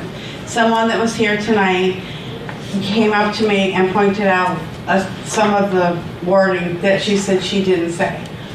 I'd have to watch the meeting. Okay. So if I could get a second, this has been a maybe. butter. It is. Yep, that's fine. So- Okay, we already did it, so we just won't go back on it. Table it again. It's already been tabled, so. Yep. Thank you. I think we tabled at least, I'm not usually the minutes We don't guy. have What is Barbara going on? straighten it out on that. I'm usually, and I don't have them. I'm pretty sure we tabled it. Now I've lost my slide. Any master plan discussion? Dave? No. Okay. Discussion of proposed zoning amendments. What? Proposed zoning amendments. Yeah, we'll do that one, yeah. Okay. Maybe next. Just to recap for what I said before, the short-term rental zoning amendment is forthcoming. We're posting that Friday. I kind of told the board about it. The Housing Advisory Committee recommended adding short-term rental as a definition in our zoning ordinance, because right now it's not crystal clear if we even regulate them. And they voted to allow them, put them in a definition, so then make them a part of the, permitted and prohibited uses in town, and permit them in the C1 and the WC district. And that will be coming forward for you for a public hearing on January 9th, and then we can get to those minutes too at that time. So that'll keep on schedule for what's required to meet the important dates. You can even have a second public hearing if you so choose, given that, as long as we post it by January 2nd, I think, or something like that, which one we'll do. And land use regulations review? Oh, yeah. While you're handing it? I know that's the short-term rentals is all we have. Okay. Field modifications? None requested. Bond and or letter of credit reductions releases? Not since we Haven't got my discussed the check yet. last one yet. Haven't sent it yet. All right. Thank you, everybody, for coming. I need a motion to adjourn, please. So moved. Second. In favor? Aye. We stand adjourned. Thank you very much for coming. Moving the mic and having one. Maybe we can have two speakers or two. Yeah, next time. Is there? Please. More. Power button?